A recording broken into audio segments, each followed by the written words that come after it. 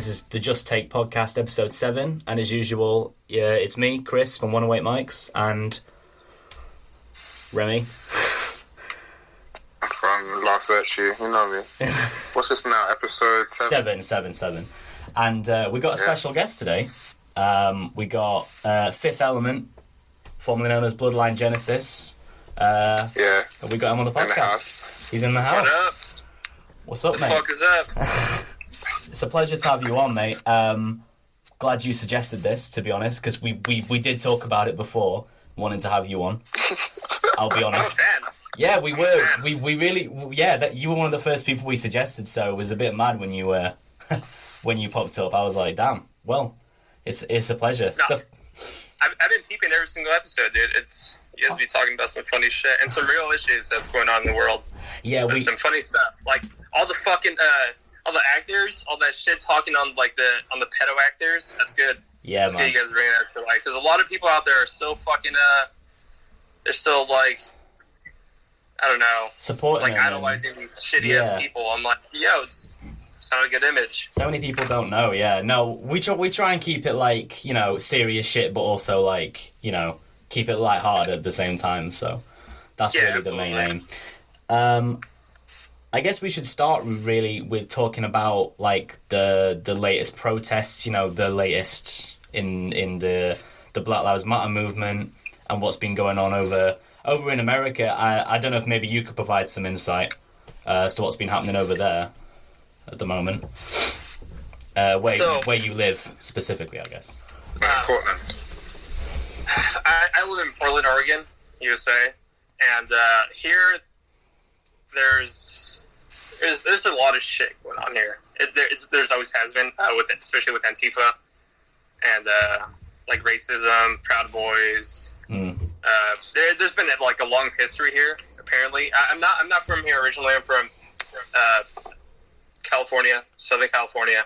Right. But I moved here about 2 years ago, and I've slowly been learning every like little bits and pieces here and there about the history, whether it's like about racism or anything like that. But there's a lot of shit been going on, as everyone knows, especially with Black Lives Matter, people of color. Me being one, I'm affected by this shit. So what's going on lately is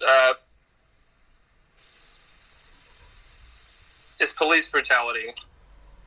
A whole lot of fuckload of it, especially in America. And I know it's going on in a lot of parts of the fucking world.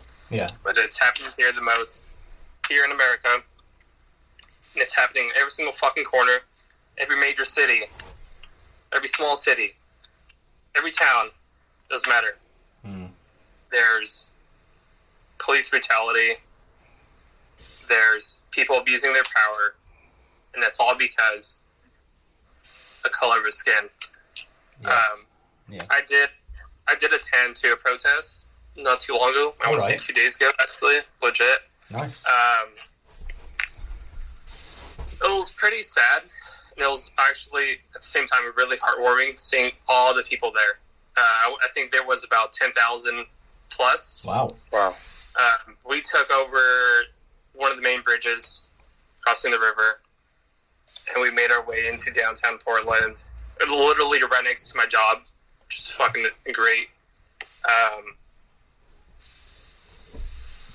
It was pretty sad because my roommate and I, like, we met up by my job because I had to park my car there. So I knew like an escape route because police are abusing people and trying to like scatter them off to arrest them or do some shit to them. So we met in downtown Portland, and we made our way across the river onto the Morrison Bridge, which is one of the main bridges, and the bridge that we've been taking over, or the peaceful protesters have been taking over for the past like 5 days or so. So we met up, and there was already police trying to scare people off. Wow. There was a police car literally trying to fucking intimidate me. I was literally just walking, just fucking mind my own business like everyone else's. This guy was like trying to fucking scatter me off. I didn't bite it. I was like, dude, fuck off. I'm not gonna fucking fall into your bullshit. Yeah. So that was like my first encounter, just like out of the protest. It wasn't even at the protest. It's just you were just minding your own business. Police. Yeah, it's crazy. So we made it across, and it was pretty fucking cool seeing all these people on the side of the street. They had fucking pizza, they had water, they had energy drinks, they had all sorts of food. They were trying to support the protesters. That's awesome. Like, when you see fucking, like, 2 fucking huge-ass tables on the side of the street with all these boxes of pizza. Man, they even had fucking vegan pizzas for the vegans out there. Oh, shit. Yeah, shout out the vegans. Like, that's crazy. You can't make this shit up. The media is trying to hide all this fucking shit, but they don't realize... I'm actually, you know, I'm pretty sure they fucking realize they just don't care. They don't fucking care about the people. They just care about themselves. Not one bit. Yep. No. But we were at on the east side of the bridge. We joined the fucking crowd. We were in front of the crowd. I didn't even know the point guard or the point guard of the basketball team, Portland, the Blazers. If you guys don't know. Right. Point guard was there in front. Oh, Damian Lillard. He literally came to show support and was with us the whole time. Is that Damian Lillard? Yeah, Damian Lillard. Hey. And what's crazy, I didn't even know he was there until, like, I came home, and I was just making sure, like, everyone else was, like, okay, you know. And I quickly realized people weren't okay. Kids were getting fucking tear gas.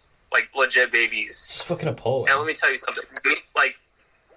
Like, it's so crazy, and it's so great seeing parents take their, like, 1-year-old, 2-year-old, 5-year-old kids to the fucking protest, because they need to see this shit. They need to pass it down that there's bad people out there in the world, and they need to realize the issues that are going on in their homeland, and it's so fucking great.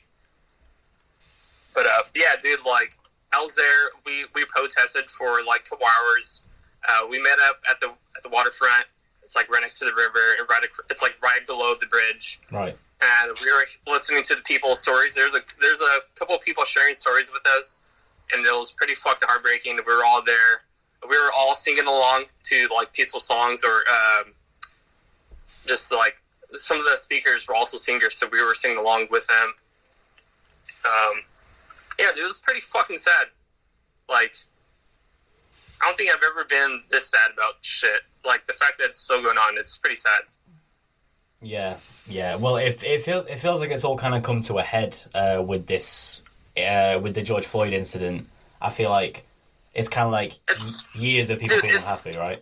It's scratching the surface. That's what they did. They scratched the surface. Now they need to deal with the rest of the people that didn't get their justice. And the future people, like, guarantee there's shit going on right now as we're speaking in this podcast. There's shit going down, and they need to justify that.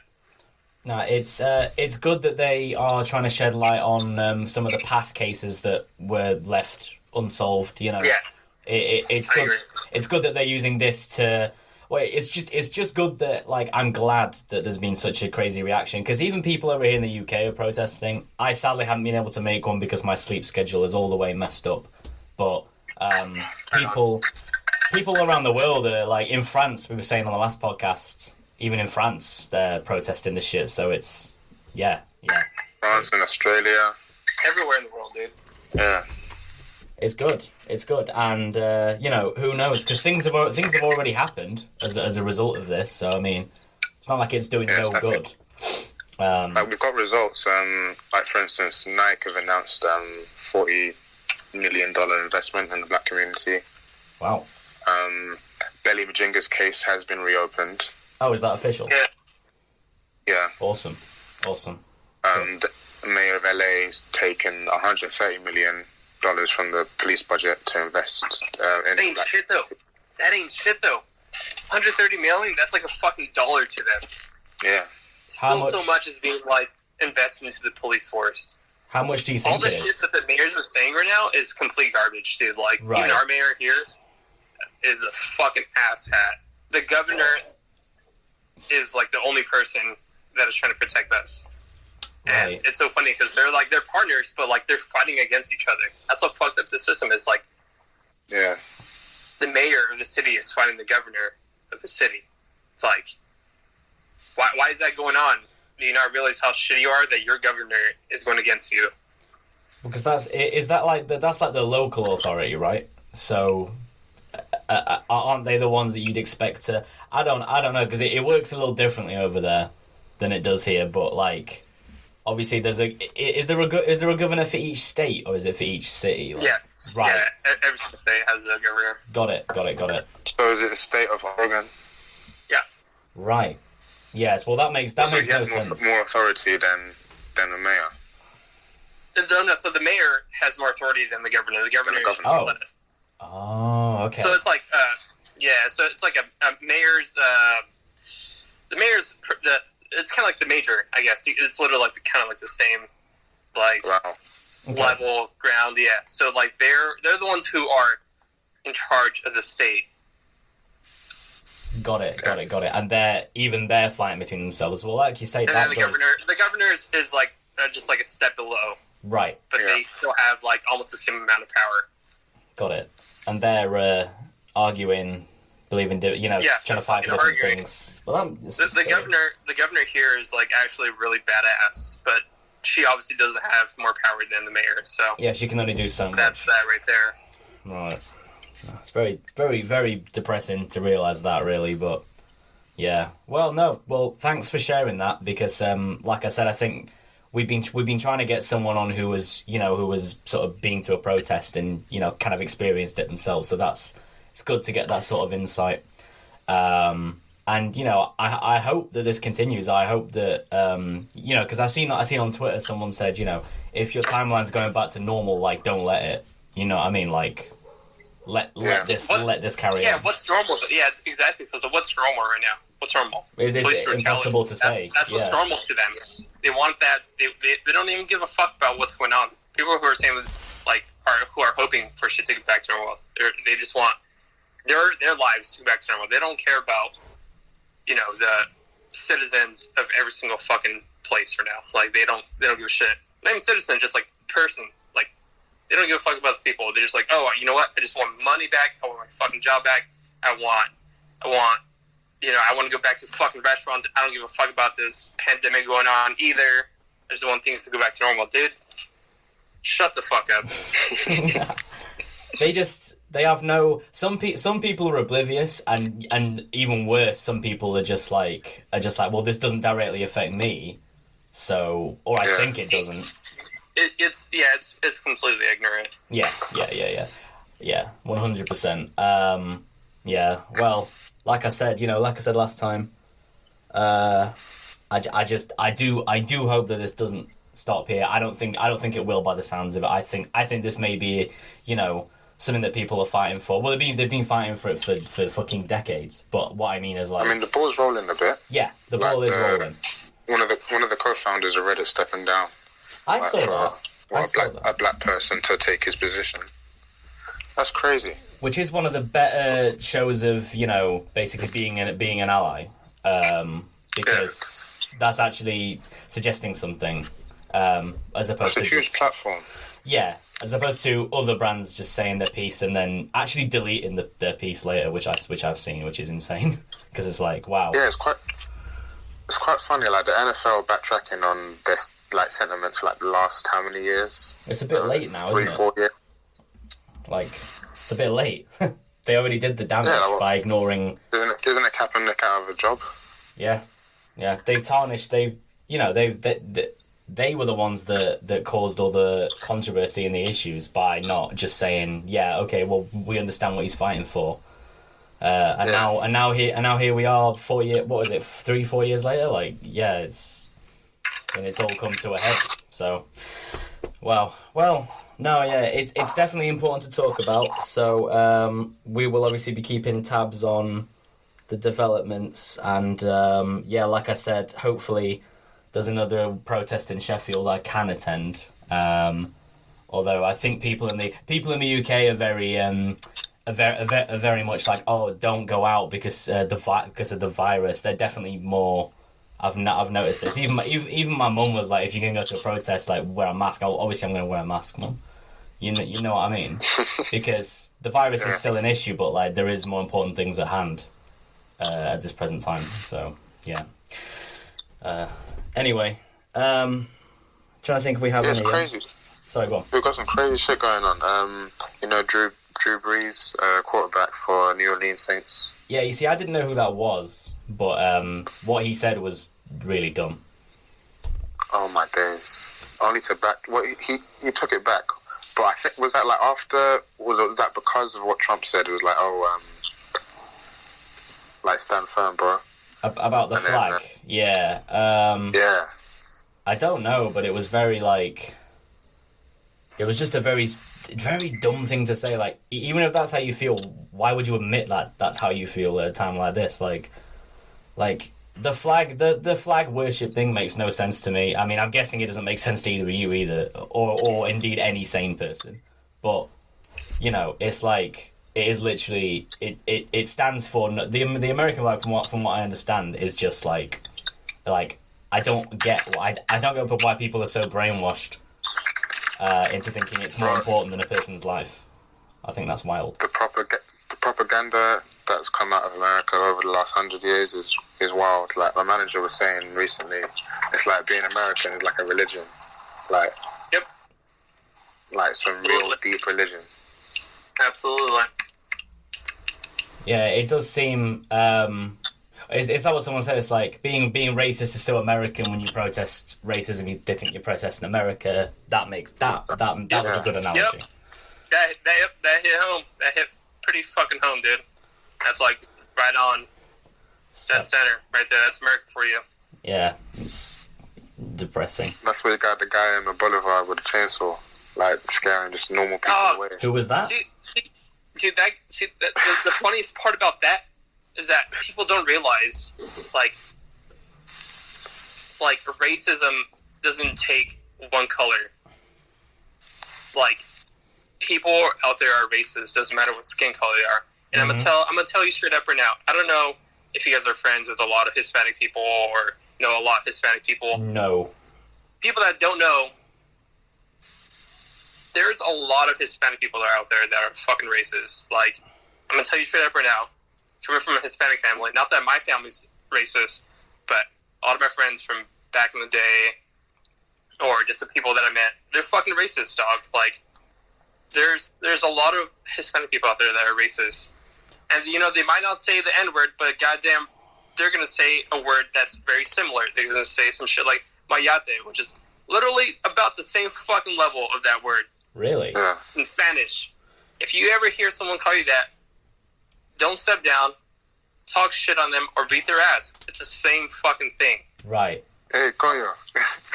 Coño, yeah, fuck, yeah. What's the that coño's mean? like, the coño's not racist. Coño is like calling someone a dick or something like that. But, like, it's not, coño is just like it's like a Bolivian thing. But, no, dude, when, like, people don't realize, like, this is mainly about police brutality, but it's also about racism, like, same level. So I want people to realize out there that racism isn't just from white people. It could come in any form, any color.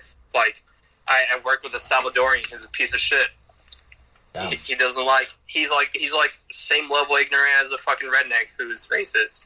Same level, dude. Same fucking level. Dude, I came back to work for his day and I asked him. I was like, because he's Hispanic. I try to talk to some people just because they speak Spanish. I'm like, hey, what do you think about these protests? And this dude dropped the word.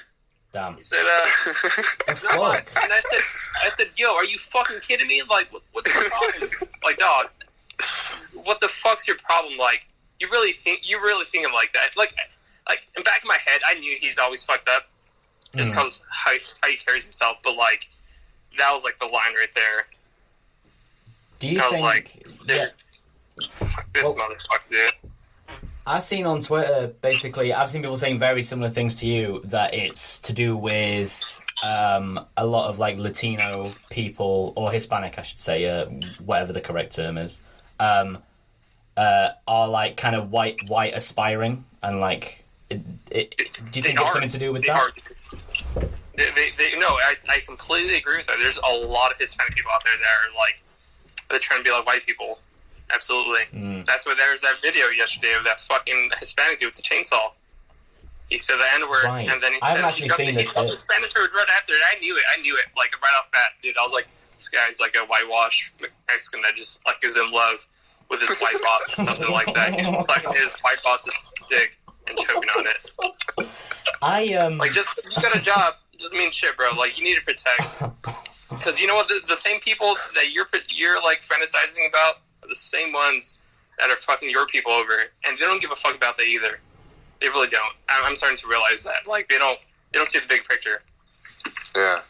That's wild. I personally, I don't know if you say this too, Remy. Actually, you probably wouldn't because it's more multicultural in London.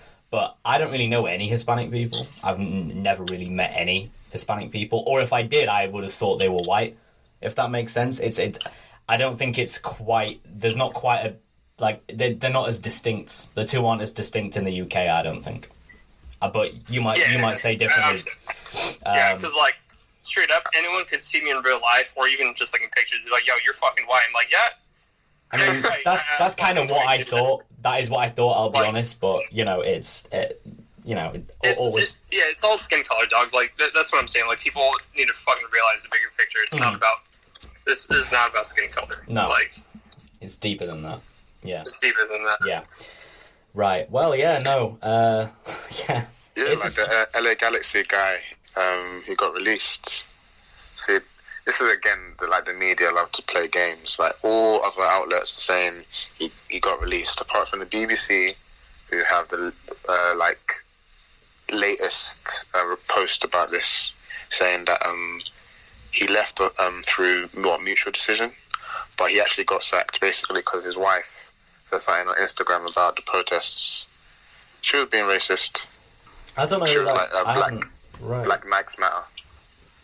Okay, well. And stuff like that. Ridiculous. And then, people saw it, innit? And then they campaigned outside LA Galaxy Stadium for like 2 days. I didn't actually hear about that one, but I guess it's just popping up everywhere, innit?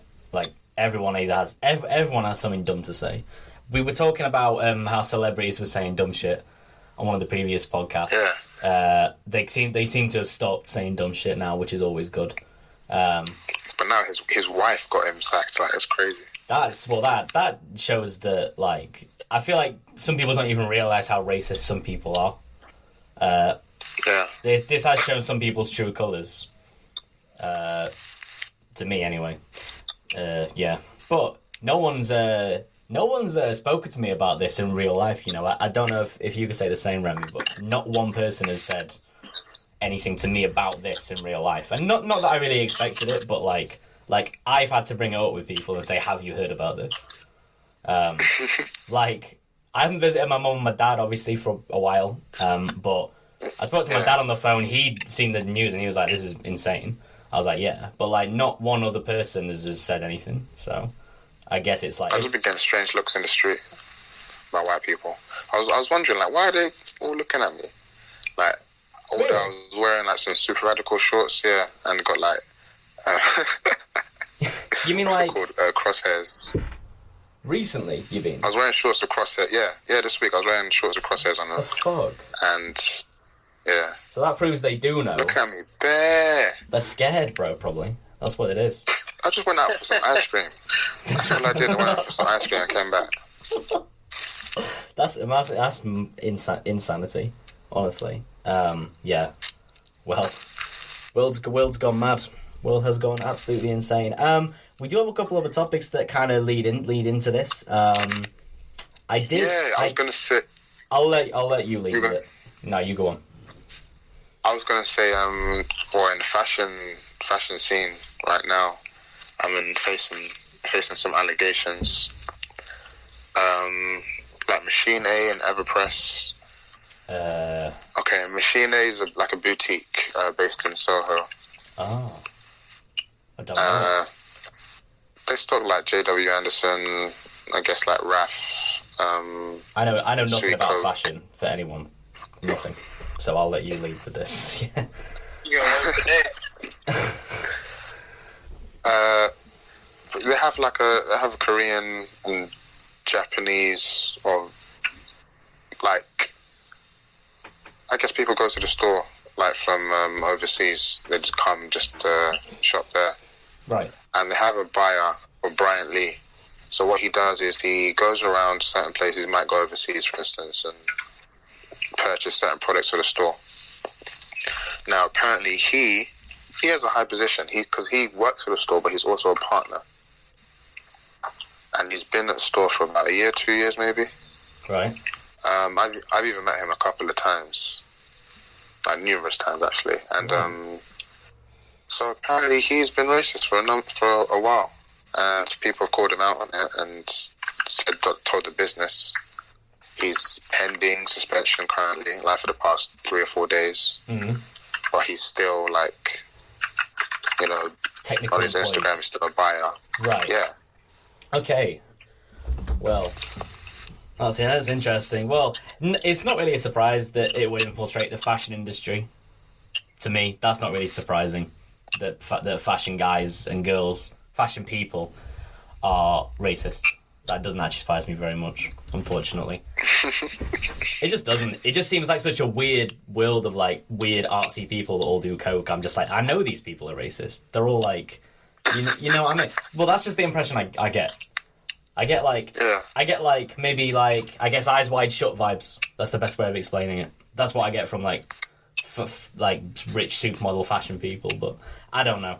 I could be speaking out of turn there, but yeah, that's not really a shock. No, you have a point, because like in Everpress, like they make T-shirts basically, and one of their staff, like, I think he was the only black person in the whole company, and him voicing his concerns and just falling on deaf ears.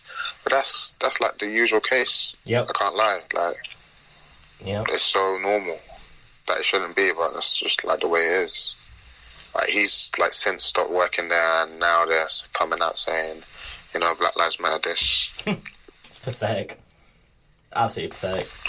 Who was we were talking about? Oh, it was Elevator. Yeah. Just like that's another example. Like, don't use the Black Lives Matter movement to further yourself, you know, and look woke when you're actually not woke, or you're just privately racist, publicly on point, sort of doing the brand statements. It's just pathetic. It's like, you know, it's just pathetic. Yeah. Anyway. It's a sugar cutting, dog. They're literally just trying to protect their business and their money. Yeah, they're playing the good card. They're playing the goody-goody, look at me, I'm good, but not really. Yeah, they'll say anything. Absolutely anything. It's like Dolls Kill. That's it. Yeah, their founder said was saying some pro-cop shit, and then they fully backtracked and were like, oh, actually, no. I didn't mean that, you know, Black Lives Matter. It's like, it's too late. You said what you said. So people are never going to buy that again. So that's, you know, that's their own fault. But like I said, people are just showing their true colours. Yeah. We've had this one. Actually, you know, we might as well lead into this one, because we've had this one in the suggested topics for like 3 weeks and not spoke about it. The black on black versus Italian thing in movies. That was the topic, wasn't it? Yeah. Like talking about Italian gangster movies, and how no one thinks Italians are thugs, basically.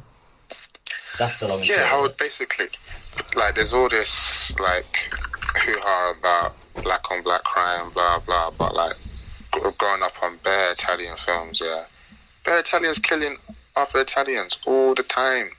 Mm-hmm. No one cares. No one's saying Italian, like this and that. Nothing. Sopranos, Goodfellas. What else? Casino. The Irishman, I guess. Even though I guess he was Irish, but still Italians. Yeah. Yeah. The Godfather. It goes on. What's it called? The Bronx Tale? Bronx Tale's good one. I haven't seen that one. That one's crazy good. That was hard. Crazy good. That's like pinpoint, like, Italians versus blacks right there. Oh, right. Okay. Interesting. Right. But yeah, they're not. Yeah, it's just crazy. Like, there's no stigma. It's like everyone can celebrate this and rejoice this and celebrate the cinema aesthetic, even when it's in real life. Like Al Capone is like revered. Like, no one cares about him killing. Like, the Valentine's Day massacre is cool. Like, to some people, or to a lot of people. Like, it's revered. It's like highlighted. They have a museum. Yeah, like, I remember. Does anyone remember this? It was like a time in 2012. It was the same period everyone was doing them like chain YouTube comments where it was like, you say Justin Bieber, I say I don't know Slipknot or some shit. People was doing that, and they were also doing the thing where it's like, this is how gangsters used to look, and it's like some Italian mobster guy in a suit and like a fedora or some shit. It's like, this is how gangsters look now, and it's like a black guy with his pants sagged, and it's like that is the most incredibly, not even subtly racist shit I've ever seen in my life. That like perfectly sums this up. The Italian gangsters were organized criminals. Like, this was a career. These are career criminals. Yeah. This is like your whole like. It's like a cartel. There's a difference between gangbanging and like a whole organized system doing it. Like, the only other, like, BMF is kind of similar. Yeah. I'd say to like the mob, but to compare like just gangbangers and whatever, like rappers that used to gangbang or whatever, it's completely different. Organized crime is different from a fucking like gang, or it's completely different. People don't realize it. Like, cartels, they literally control the fucking like Southern America, 100%. Yeah. Because they're organized, they have the power. Gangs, they don't have the power like that. They're hurting like the community around them, and they just have like little soldiers. It's like, you know what? I'm not here to talk shit about gangs, but that's like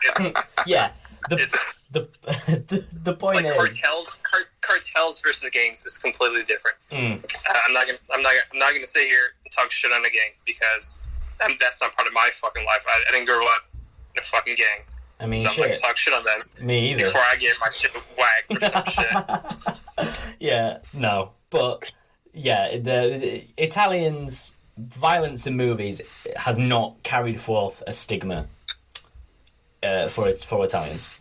Is the bottom line. No. Unless, of course, if you are Italian and you listen to this and thinking, I'm stigmatized for this, please let us know. But as far as I know, I have never seen an example of that. Not the same as I've seen now. Is it because of that? Is it because kind of art imitates life? That because they were able to showcase the violence that was on the streets so many times in film and on TV, that people were just like, you know what, this is cool. I can dig this. Like, if we'd done that bare times too, if we had like 20 more bellies, or Renaissance societies, things might be a little bit different. I think they're sleeping though on what's it called? Killer Season. What's that? Cameron's movie. I haven't. Oh wait, is that the one where he spits on the little girl? Because I've seen that clip. But I never knew the context. I bet it's funny context though. It's actually a good movie. Do you want to tell you the context? Yeah, tell me the context. Bro, the movie was so hard. The movie was hard. I think in the film he'd gone out with her or something, and with his little girl or his niece. Right. And he got robbed. Okay. And I think the guy shot the little girl he was with. So he didn't want to shoot. Like, he was basically catching his op slipping, and he didn't want to shoot a girl like they done to him. Yeah. So he just spat on her. Right. So he spat on the op's daughter, basically. Yeah. I don't think I've seen that movie in like a decade plus. I've never seen it. I need to watch that. Is it like It's an old movie, right? Yeah. Yeah, I haven't seen it in a while. I remember the name. It came out with the album. I think it was Killer Season. Oh man, I think I've only heard one Cameron album. I think I've only heard Purple Haze. I think I've only heard Purple Haze. I've heard I've heard Diplomat's albums, but I haven't heard. Nah, you're sleeping, bro. I know I am really. I did really enjoy Purple Haze though. Don't get me wrong. But I think cool. think I've only heard that. Didn't the sequel to that come out like the other month? Yeah, Purple Haze too. Yeah, that's a weird time to drop a sequel. Weird time to drop a sequel, but... That actually brings us to one of the topics today, innit? Because he dropped a video, Medellin. Right. I don't really keep up with him, I'll be honest. But, He's cool, though. is he still rapping the same as he used to? Or has he kind of gone for something else? It's similar-ish. But Medellin, basically, he actually did go to Medellin, and he was linking up with Fidel Castro's brother. Huh? What? Wow, okay. Yeah. Interesting. No one goes to Medellin to shoot anything. Like, where is Medellin? some people go there and... Is it in Cuba? Colombia. Oh, okay. I told you before my geography sucks. It really sucks, but yeah. No, that's right. Well, that's interesting. I'll have to watch that because I do like... is he going for like the 2000s video vibe, right? Rap video vibe with it, or is he like... What's the style of the video? What's he? I'd say kind of like Gorilla-esque. Not the band, I mean like as in GUE, Gorilla. Like just shot on the fly, basically. Like not too much planning. That's the kind of vids I like the most, honestly. I don't think... If I remember though, he's got some drone shots. Interesting. I don't think people need... But he was talking... Sorry, go on. No, go on. I was going to say, I don't think people need big budget videos anymore to be popular. I agree with that. I think people can be more creative just by their own ideas if they could actually fucking do that. Yeah, I reckon. I really... in fact, I'm not gonna talk about Freddie Gibbs again because Remy will blow his fucking lid. But that video that Gibbs and Alchemist shot in the desert, he doesn't like. What about Babyface? He doesn't like Freddie Gibbs at all. What? He hates him. He hates Freddie Gibbs. Hates. What? He thinks he did you on the last two podcasts? I've been like. Oh yeah, you're right. But have you listened to I mean it's bad since I remember that literal topic. Have you listened to the shit he made with like Currency or anything like that? Because I think Freddie Gibbs is like that artist that people enjoy when he's just on features. Because that's the way I am with Kendrick Lamar. I don't like Kendrick Lamar, but I've heard him on features, like on the Currency songs, and I think he's pretty good on feature songs. But that's about it. I think the rest of his shit's pretty corny. Wow, that's one hell of an opinion as well. Between me not liking Kid Cudi, you not liking Freddie Gibbs, and him not liking Kendrick Lamar, that's like the trifecta of.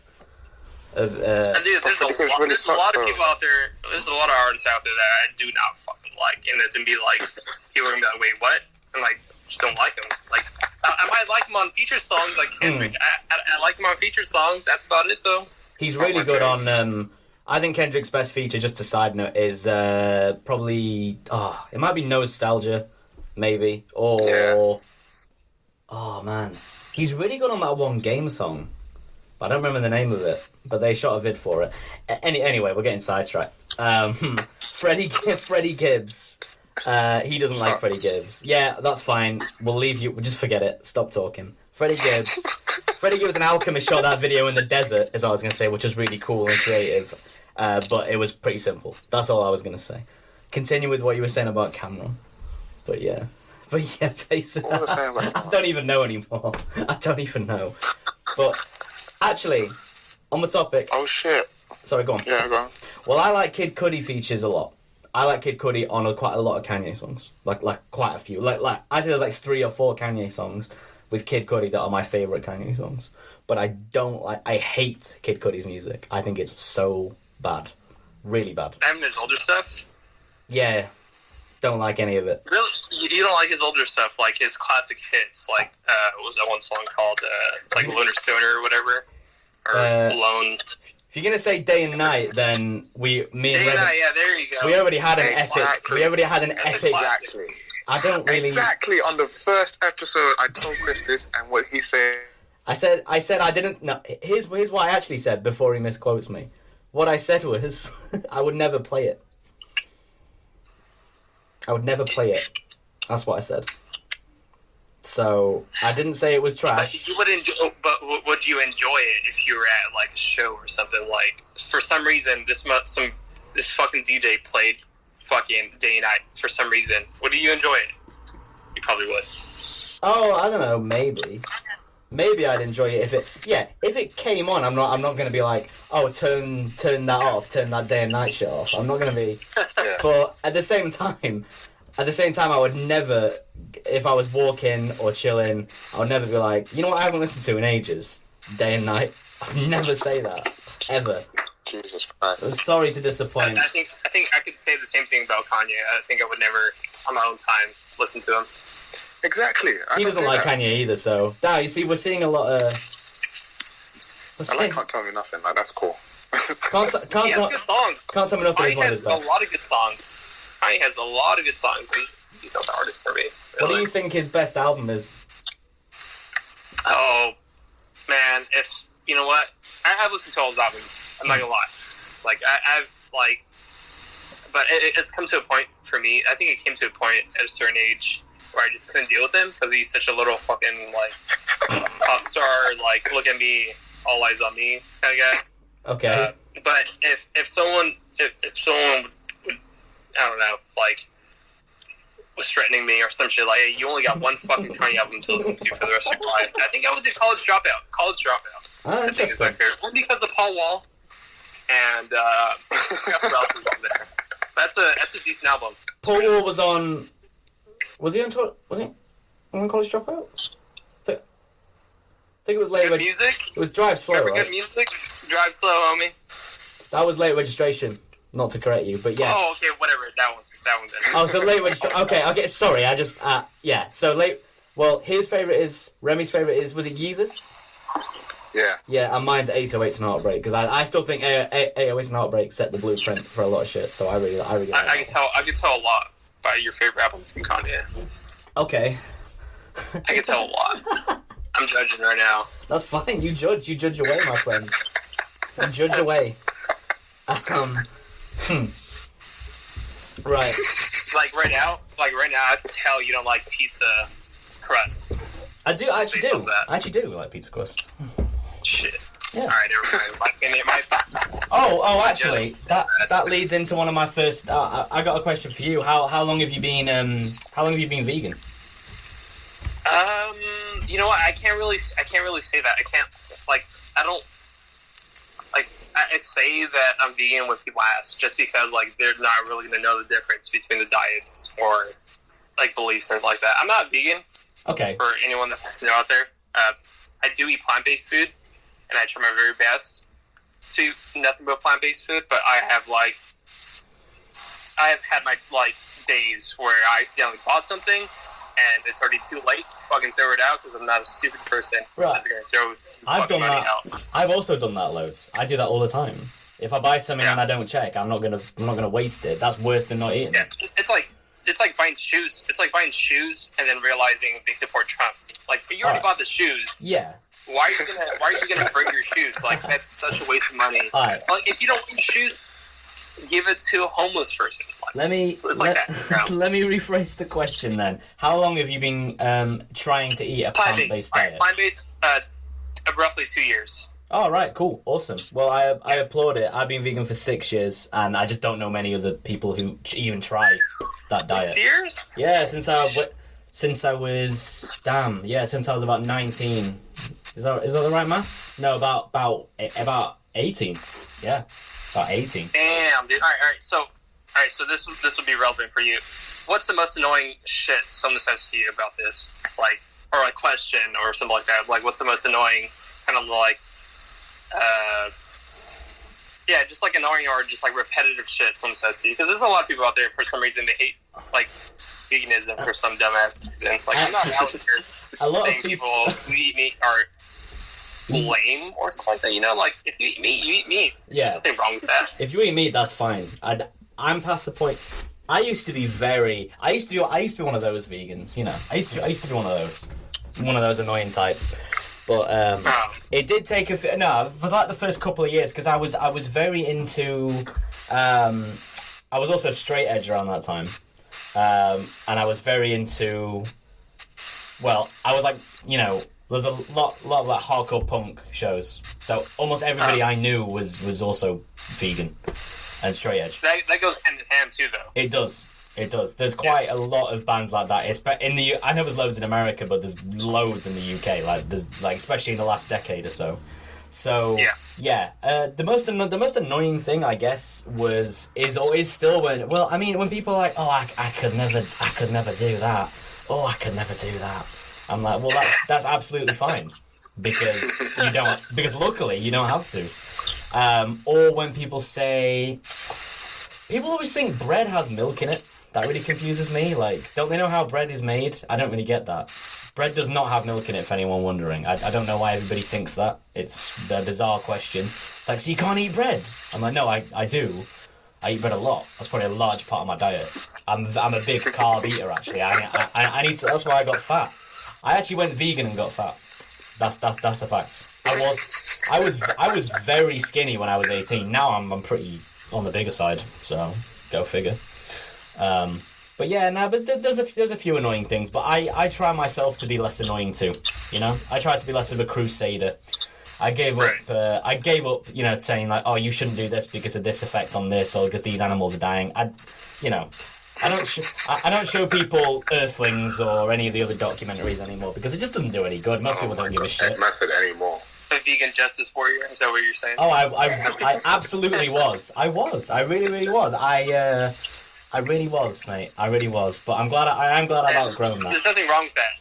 I'm gonna let you know, Ryan. There's nothing wrong with that. There kind of is though, because no, but it makes people don't like you if you do that, and I'm no longer. I've realised that you don't change enough hearts and minds with it for it to be worth everybody disliking you and thinking you're an annoying guy. Everyone was just gonna be like, "Oh, shut the fuck up, dickhead!" Like, it's like you're such a cunt just going on about veganism all day, every day. Shut the fuck up. Talk about something else. Like, you know, how many people have I converted to veganism? 0. Because everyone thinks it's annoying. Damn. So no. I've inspired people to eat more vegan food. That's really cool. I just gave up, but that is really cool that you've managed to do that. Actually, that's a lie. My brother, who will be listening to this, I know he didn't go vegan because of me, but he went vegan a couple of years back. So shout out to him. He eats the same diet as me now, so he's a good lad. But aside from that, no, I just wondered. That's really all I wanted to ask. Just because I think I know like 5 people who eat plant-based diets off the top of my head, like on the internet. So yeah, it was cool. I remember seeing. What are they? Is it musicians as well? Yeah, you might not know. You might not know him. Soldier Los, who's a guy from Texas, like a rapper producer. He's vegan. He's plant-based. He's plant-based. I think he's fully pretty sure he's fully vegan. He also listens to these, so please correct me if I'm wrong, Los. No, I've checked this shit out. This shit's pretty tight. I was listening to that one song. I forget what it was. Don't get mad at me, but it's a cover with the dunk car, or not the dunk car, but like the slab car. You know what a slab is? Those Texan cars. It's not Texan, but it's like the cars with the neon light. That's a slab. He had like an instrument. Was it like the instrumental tape? He had to pull a bucket hat. I forget. Don't quote me on anything, but that song with that cover was pretty hard. Right. I'm not sure which one. I'd have to do my own research there. But yeah, he goes hard. He doesn't drop enough tracks really for me. But I hope But you know, you can't rush perfection, and I know he works hard on his stuff. So shout out to Soldier Los. And who else? Shout out to Soldier Los and shout out to Houston. Yeah, shout out to Houston in general. A lot of great artists from there.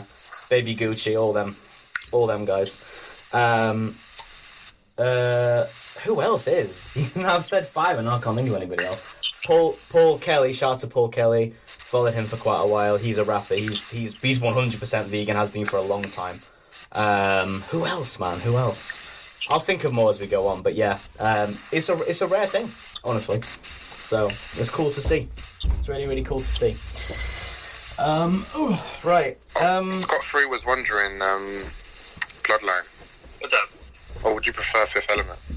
It doesn't matter to me. You know what? It really doesn't matter. Like, it's a mood thing. If I feel like being Fifth Element one day, I'll be Fifth Element one day. Okay, cool. I feel like being Bloodline Genesis one day, I feel like being Bloodline Genesis. Okay. Alright. whatever you feel like, dog. It doesn't matter to me. What's your real name? What's my real name? Yeah. Brian. You can call me Brian as well. Okay. Or cool. Daniel. Daniel's my middle name, which I prefer. Oh, sure. Okay, no, I just wondered. But anyway, Remy, go on.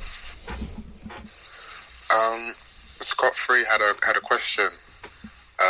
What are your influences? Influence? Ooh. Influences all over the place. I can tell you, and I've said this in the past, especially through Twitter, my main two ones, and I will forever say this, it's Contact Lens and SPACEGHOSTPURRP. Those are my main two. But besides that, like, I take influence or inspiration from a lot of shit, dude. Like 80s post-punk or like post-goth music. Mm-hmm. Huge fan, and I could tell you right now I've implemented like same type of like melodies or something from that era into my music, and a lot of people don't know that, which is cool. But you'll know. You'll find out now. Awesome. Like Susan Banshee's huge fan. Oh, awesome. Huge fan. Ex von Deutschland, huge fan. Ooh. A lot of the any 80s post-punk, dude. Post-goth, post-punk, huge fan. Also, like synthwave, teledisco. That's also a huge inspiration. I listen to, like, if you've played Grand Theft Auto Vice City, and you listen to Flash FM or all those like synthwave. That shit's so dope to me because that's like the beginning of like massively using digital equipment and making melodies with it. You know, that was like that. That's like what started all the ambient shit, low key. Like there was shit before that, but these artists around the world in the '80s, they put that shit together and made some badass shit. That's probably way better than a lot of shit going on right now. But that's in every single decade. There's always this weird music like group or genre that's like low key and we don't figure it out that it's actually out there until like 2 decades later, and you find out like maybe I thought I made some cool ass shit, and then I see some fucking albums on YouTube that people uploaded from the '80s. I'm just like, yo, that's they schooled me on like. I copied them pretty much, but not really. But like, they were there before me, so they already made that shit. But it's like those are my main influences. Top two as an artist is SPACEGHOSTPURRP and Contact Lens, and then every other genre literally has a big role in my life. Right. Every single genre has a big role. Like I can even tell you right now, for a lot of people that don't know, I listen to country music, but it's old country music. Yeah. And for some reason, that inspires me. I don't make 60s? country music. I don't make country music, but like, if you hear like their use of like the instruments that they use, it's so unique. It's crazy because it's like that. It's like a weird, like almost sad.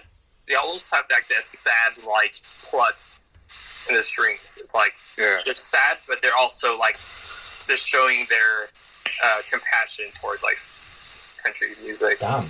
It's weird. It's weird to explain, but yeah, dude, I'm a fan of a lot of genres, except for dubstep. I don't like dubstep. By dubstep, do you mean like Skrillex? Yeah, I don't like any dubstep. Well, yeah, right. Skrillex. I think he was okay. I remember when I listened to his like first album or first like major album. What was it called? It was like. More Monsters in Summit or whatever. Dirty Sprite, something dirty. I forget. Yeah, Dirty Sprites. I think I listened to Dirty Sprites and the Monsters ones. I thought they were cool. I think Skrillex as an artist, I think he's like unique. Well, he was in that band, wasn't he? He was in from first to last first, so he did that metalcore shit before the. Yeah. I don't want to be the genre guy, but like a lot of dubstep just sounds nothing like Skrillex, like nothing at all. So I just didn't know if you. No, absolutely. But he was part of that. Like, he was first, like, major breakthrough for dubstep. He was right there. If you say a lot of people around me were listening to it, and I'm like, the fuck are you guys listening to? And then I started listening to it. And I thought it was cool. I thought it was cool at the time, but now I just hate it because like it's not about the music. I think it's more of the fans that destroy something. A lot of people who listen to like, especially because dubstep's like, as with most electronic genres, started in the UK. A lot of people who listen to what they would call real dubstep would be like, Skrillex isn't dubstep, it's brostep, or something like that. So I'm just there is some good dubstep, but Skrillex is an interesting guy, interesting geezer. Not sure what he does these days, to be honest. But yeah. What was that SPACEGHOSTPURRP dubstep song? I do not remember that. I don't know. I don't know the name. I know exactly what the fuck you're talking about, though. Holy shit. He's really rapped on everything. But yeah, I'm trying to find it 2 episodes ago. It's like a weird inspiration that artists take. It's like a off-put weird inspiration they take, and they take it to like a different level. It's pretty cool. Did he make the beat? I don't know. Dubstep is just, it has no role in my life at all.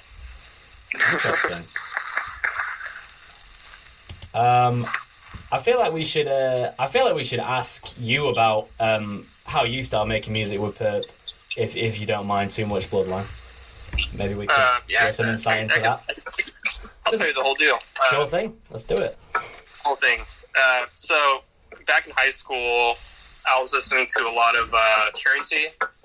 My older brother Oscar, he put me on. Not really, but like he started playing music, and then like I got like majority of my younger music, or like young age music, from my older brothers and sister.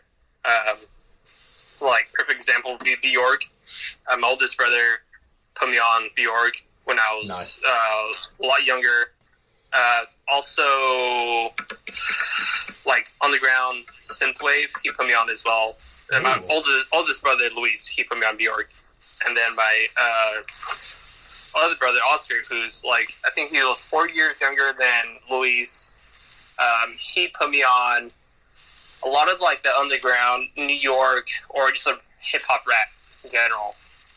Like he put me on Wu-Tang Clan, you know, Nas, AZ. Nas wasn't really underground, but he like he worked with a lot of underground people. Yeah. Foxy, you know, Big Al put me on. He put me on all this shit before like even went to middle school. Like I was playing all this shit in like elementary school, 4th grade. Wow. 3rd grade, 5th grade, and awesome. I spread that music towards my friends. But anyway, my older brother Oscar, he put me on Currency, and I don't know, dude, something about the beat selection Currency had. Like, he put me on so much, dude. Like it was who was the main one? Who was the main guy that used to fuck with Currency back then? Wasn't it Ski Beats? Ski Beats was one of them. Yeah. I like that vibe that Currency put out. Like that fucking, it was like boom bap, but not really boom bap. It was more like the same time Lil Wayne was doing, you know? Yeah, it's like smooth, smooth shit. Or just like that new wave. It's a new boom bap wave. I was like, this shit's so fucking hard. So one day, like, when I was listening to like Currency, I was on my computer in high school. I think this was like sophomore year or something like that. Or yeah, sophomore year. I was like, dude, you know what? I'm gonna try to make beats. Like I want to make Currency type beats. So I downloaded FL. I think it was like FL 10 or 9. It was out in like 2010. Got that shit, and I tried. I really did try, but I think I shared it with one of my friends who's the best friend now, and he's like, "Oh yeah, that kind of does sound like Currency," and I kind of took it personally. And I was like, "Oh shit, that's probably bad." So I low-key quit, and I became friends with another person. His name is Alex, or you might know him as Mr. Popo now through me. Yeah. He put me on. Big, dude. Like, this guy. Like, I know I recently just said SPACEGHOSTPURRP and Contact Lens are, like, a huge influence, but when it comes to, like, workflow, this dude, Mr. Popo, put me on so much, dude. Like, he was there since the beginning when I started making beats again. He was there. he's like, fuck dude, I'm trying to make beats. And then like, so we were both like messing around, you know, making beats every single day and shit. Like the melodies, like I man, let me tell you right now, I suck so bad. Like the first projects I ever made me cringe. Like, but I'm so happy at the same time. Like, how come? Anyways, so I started making music with Mr. Popo, and then 2 of my other friends from high school joined. One of them was called 4G now. I think you guys might have heard of him. He's on a couple of my projects. And the other one is Booby. Is like kind of like Bobby from King of the Hill, Bobby Hill. Right. So we all started making music, but first it was Popo and I, and we were just sending each other melodies. I was the only one. I was like the main one sending melodies because I fucking sucked at drums. I didn't have any rhythm at all. Wow. He could tell you straight up. He's like, yeah, his fucking music back then was horrible, and I would completely agree. But we were sending each other all these beats, and then before you knew it, and the 2 of the friends came along, and we started making music together. And it's so funny too because I remember the first night we all went to Popo's house, and we all stayed the night there, and we just like cranked all these beats out, dude, just making music all night. And then ever since then, like I started taking it very seriously, or more, not seriously, but like more serious in general. And then like literally that entire year put me on so much. The year 2015, it was just it came out to be more like Popo and I still, but like 4D and Booby were still there, and we were still making music together. We were still inspiring each other. We were still just like cranking beats left and right. And then, you know, before you knew it, I like at the same time I was changing my name because I wasn't really comfortable with I don't want to say image. It's like a bad thing to say, but like I wasn't comfortable or like happy, or I wasn't content enough with the name and then the music getting put together. Okay. So I first started it as 15U, like 15. Yeah. 15U, and then on Young Cloud. I changed that. And I changed it to 3K15, and that's when I like started popping off personally. I started like just like cranking melodies, started making like some different shit, and then at the same time, Alex and I were just like growing, and we made a fucking tape. Horsepower was the first one. That one was really fucking good. If you ever heard of it, take a listen. It's on SoundCloud, on Mr. Popo's SoundCloud page.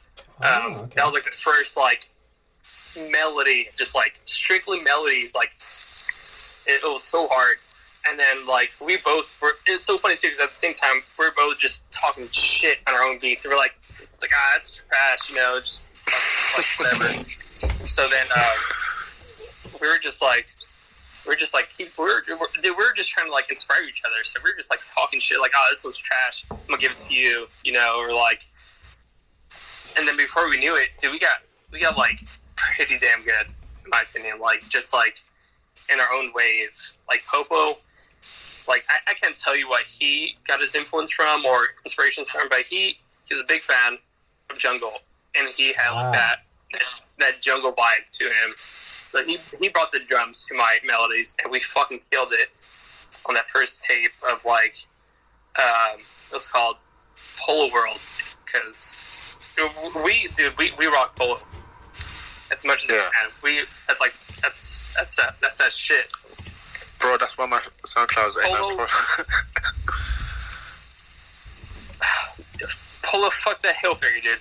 100%. Any day, any fucking day. I don't know who the fuck rocks hill figure, but me. Like, if you hang around me, please wear polo. Just wear polo, dog. Anyways, around the same time, I had a strange like thought in my head. I was like, what if I could be better? Like, how can I be better?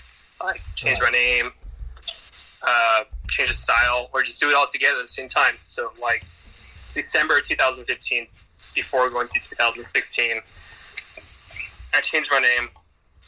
I changed the way I thought about my music, changed the way I made, like, even cover art, anything like that. And I changed my name to Bloodline Genesis, and I made I forgot the first beat I made. It might have been, I think it might have been Human Savage was, like, the first one I ever uploaded, and then I deleted it later and re-uploaded, whatever. But that was, like, the first beat I ever put out. And, you know, I wasn't trying to get, like, famous or anything like that. I'm not even famous because I'm not famous for it now, but, like, I wasn't looking for an audience. Yeah. This is how I saw myself. This is how I saw my music. This is just, like, the vibes I thought I brought to, like, outside. You know, like, me, myself, I see myself, and I make music, and, you know, I try to imagine, like, oh, you know, what would music sound like if you had a computer or some shit like that, and you went back in time or some shit like that. You went to see, like, the Greeks build all their temples and shit. Like, what would you imagine? Like, how would it sound like? Yeah. That's what I tried going for. Right. Jesus Christ. Or, like, being in a, I don't know, like, or just, like, the vibes in life, dude, that's a huge thing to me. It's like, what do you feel like when you're driving a car? What do you feel like when you're looking at, like, just the trees outside? What do you feel? That's what I try to capture.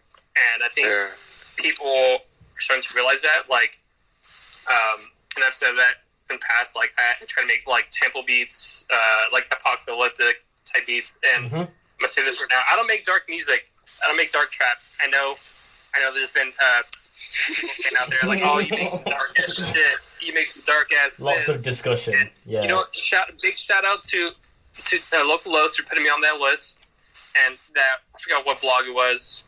They like, oh, like, they make some, like, dark ass shit. I don't make dark shit. I make weird cyber fucking neutral. That's exactly what I said. Cyber beats. I make cyber music. That's all it is to it. Mm-hmm. And I'm not claiming a genre. I never will, because you shouldn't claim a genre, because then you start falling apart. You don't know what the fuck you're making.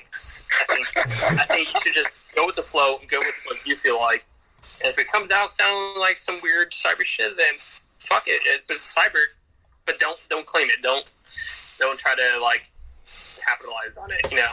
Okay. Because to me, when someone says, "Oh, like, Bloodline Genesis is like cyber god," like, nah, dude, like, back in the 80s, listen to this Japanese guy make this album in the 80s, you can realize this is, like, the same level as this guy's before me, 30 years before, 40 years before, you know. It's like, I'm not shit, I'm just making shit for fun, and I'm glad that people are just enjoying it. But that's pretty much how it started. Like, I went from making currency beats, quitting, coming back with Mr. Popo, and then kind of me, like, doing my own shit in a way.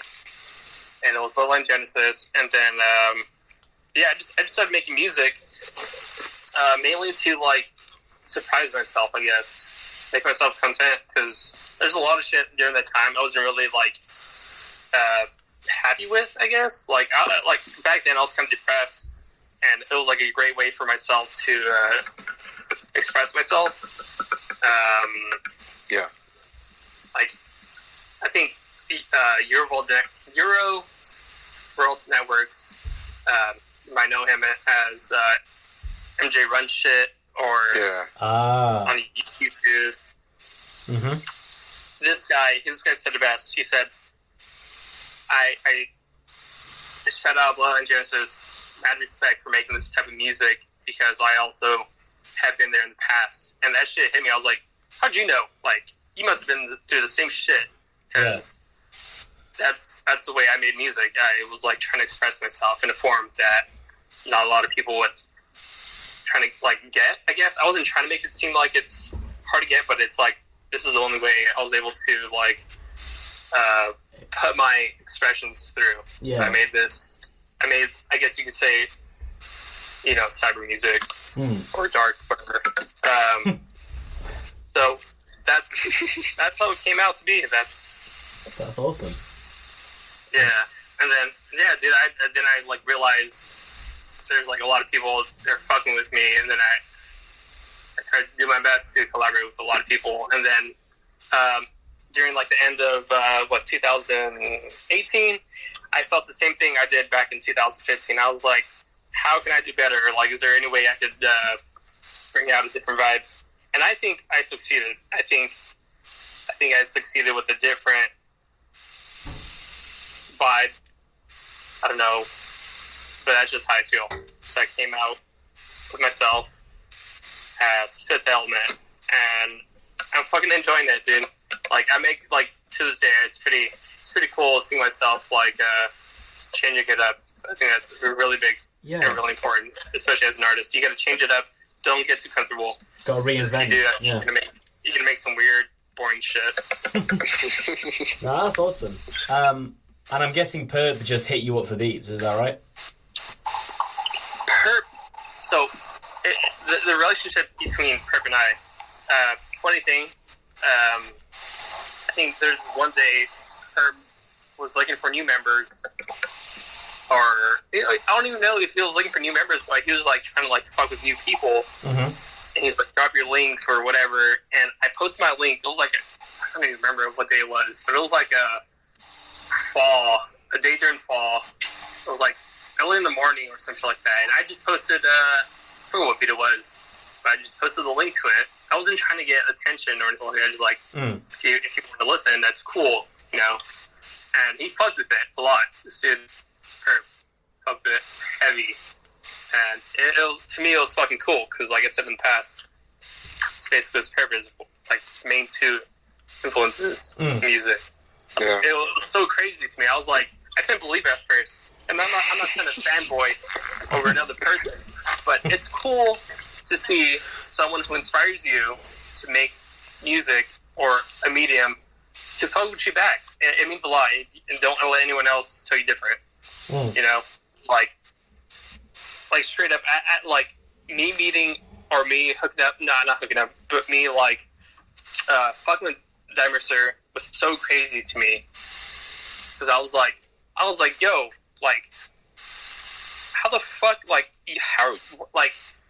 how do you make music like this, dude? Like, it was so crazy because I didn't know about him until like I was looking for like another member, to disciple, but like, I was like, holy shit, like, you fuck with me, you make this music, like, you're better off without me. But I was like, if you want to be a part of this, I will gladly take you in.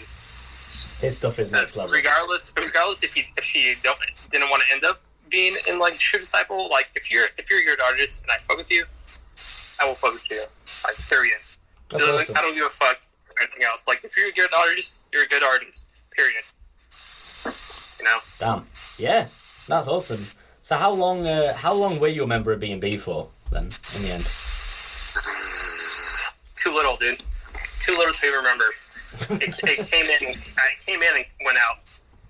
Well, I know people still remember you as a B&B producer, though. So I mean, I don't know. It's cool. Yeah. It's cool that you were. I'm sure. Sounds like. Well, I think what you say about like, like being appreciative of like, thinking it's really cool to work with someone who inspires you. Like, yeah, because I think people are too afraid to be like, oh, I'm dick riding or some shit like that. Yeah. But, yeah, dude. You be proud of who you support. Be proud of what you like. Don't be a fucking bitch about it. No, that's real. If you like K-pop, fucking say it out loud. Precisely. Who cares? Like, what the fuck? If I like a couple songs off of Marilyn Monroe album from like the fucking 80s, I'm gonna post that shit on my fucking Twitter. You really think I give a fuck? Come on. Be proud of what you fucking like, dude. Straight up. Like, you never know what it might mean to someone else. You really don't fucking know. That's true. That's wild. Yeah, you're right though. You're totally right. Did we have any more questions from Twitter? Or